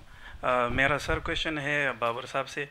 सर आपने कहा कि कॉन्स्टिट्यूशन में जो एक्स्ट्रा सुप्रा कॉन्स्टिट्यूशनल प्रोविजंस है, तो सर इसके बारे में मेरा क्वेश्चन है कि जो सुप्रा कॉन्स्टिट्यूशनल प्रोविज़न है वो लेजिस्लेटर के जो पावर्स है लॉ मेकिंग के उसको और लेप करती है, और उसको तो सर क्या जो हमारी लेजिस्लेटर्स है, क्या ये मतलब हम इसको कह सकते हैं कि ये लेजिस्लेचर है? क्योंकि जिस तरह 2018 में एक बिल आया जेंडर इक्वलिटी वाला, जेंडर रिकग्निशन वाला, एक बंदा गया मुश्ताक साहब सेनेटर और ट्रांसजेंडर, और एक ही बंदे ने सारे पार्लियामेंट की लेजिस्लेशन को मतलब नहीं, वो अभी वैसे रिपील नहीं हुआ है ट्रांसजेंडर पर्सन्स एक्ट. लेकिन अच्छा बाबर साहब, जी बाबर साहब, अगर आप इसका 30 सेकंड में जवाब दे दें तो मैं आखिरी सवाल जो भाई पीछे हैं बैठे हुए, हाँ मैं आपसे सुप्रा का ही बात कर रहा था. वो ज़ियाउल हक ने जो फेडरल शरीयत कोर्ट बनाया था, तो वो तो आइन का हिस्सा नहीं था, उसने एग्जीक्यूटिव ऑर्डर के तहत डाला, और उसके तहत जो फेडरल शरीयत कोर्ट बना, तो उसकी अच्छी बात जो उस पर इस वक्त यह है कि उसका फ़ैसला, वो फ़ैसला तो करती है कि ये कानून इस्लाम के मुताबिक है या नहीं है, लेकिन अगर सुप्रीम कोर्ट में अपील उसके ख़िलाफ़ हो जाए, तो जिस दिन अपील वहाँ एडमिट हो जाए, regardless of stay order, automatically federal शरीयत कोर्ट का फ़ैसला सस्पेंड हो जाता है. तो वो जो कानून था ट्रांसजेंडर का, जिसको फेडरल शरीयत कोर्ट ने डिक्लेयर कर दिया अन इस्लामिक, उसको जब हम अपील में गए सुप्रीम कोर्ट में, जिस दिन अपील जमा हो गई उसी दिन से वो इनऑपरेटिव हो गया फेडरल शरीयत कोर्ट का फैसला. Thank you sir. जी आखिरी बस इनसे ले लीजिए सवाल. We have got 2 minutes. Sir मेरा एक छोटा सा कमेंट है. میں جب بھی یہاں پر آتا ہوں بات ضیاء الحق کی بات ہوتی ہے, بٹ یہ چیزیں سٹارٹ شروع سے ہی ہیں 1949 سے, قرارداد مقاصد سے. اس کے بعد ارلی 1950s میں جو احمدیہ کمیونٹی کے ساتھ جس طریقے سے میسیکر ہوا ان کا, وہاں سے چیزیں بلٹ ہونا شروع ہوئیں, اور یہ اسٹیٹ لیول پہ تب سے پالیسی تھی. اور ہم لوگ آ کے اس کو کہتے ہیں کہ شاید جیسے 70s سے 80s سے پہلے کا پاکستان بہت بڑا ایک جنت بنا ہوا تھا, بالکل, بٹ بات کوئی نہیں کرتا تھا. اب ہمارے اپنے گلے پہ بات آ گئی ہے تو ہم ضیاء الحق کو کہہ رہے ہیں کیونکہ اس کے. اچھا میں گزارش کروں, میرا خیال ہے آپ تھوڑی سی تاخیر سے تشریف لائیں. اس کی وجہ یہ کہ بالکل شروع میں فرحت اللہ بابر صاحب نے اور طاہرہ عبداللہ صاحبہ نے, ڈاکٹر صاحب نے, پرویز ہدبوئی نے پورا 47 communal partition of British India, objectives, resolution اور یہ تمام باتیں شروع میں کی تھی. آپ کی بات بالکل بجائے, میں اس سے اتفاق کرتا ہوں. بہت بہت شکریہ خواتین و حضرات. پیٹر جیکب صاحب کا شکریہ کہ انہوں نے یہ فلم پروڈیوس کی, اور ان کا سارا جو سٹاف ہے جس نے نیبر پروڈیوس کی, اور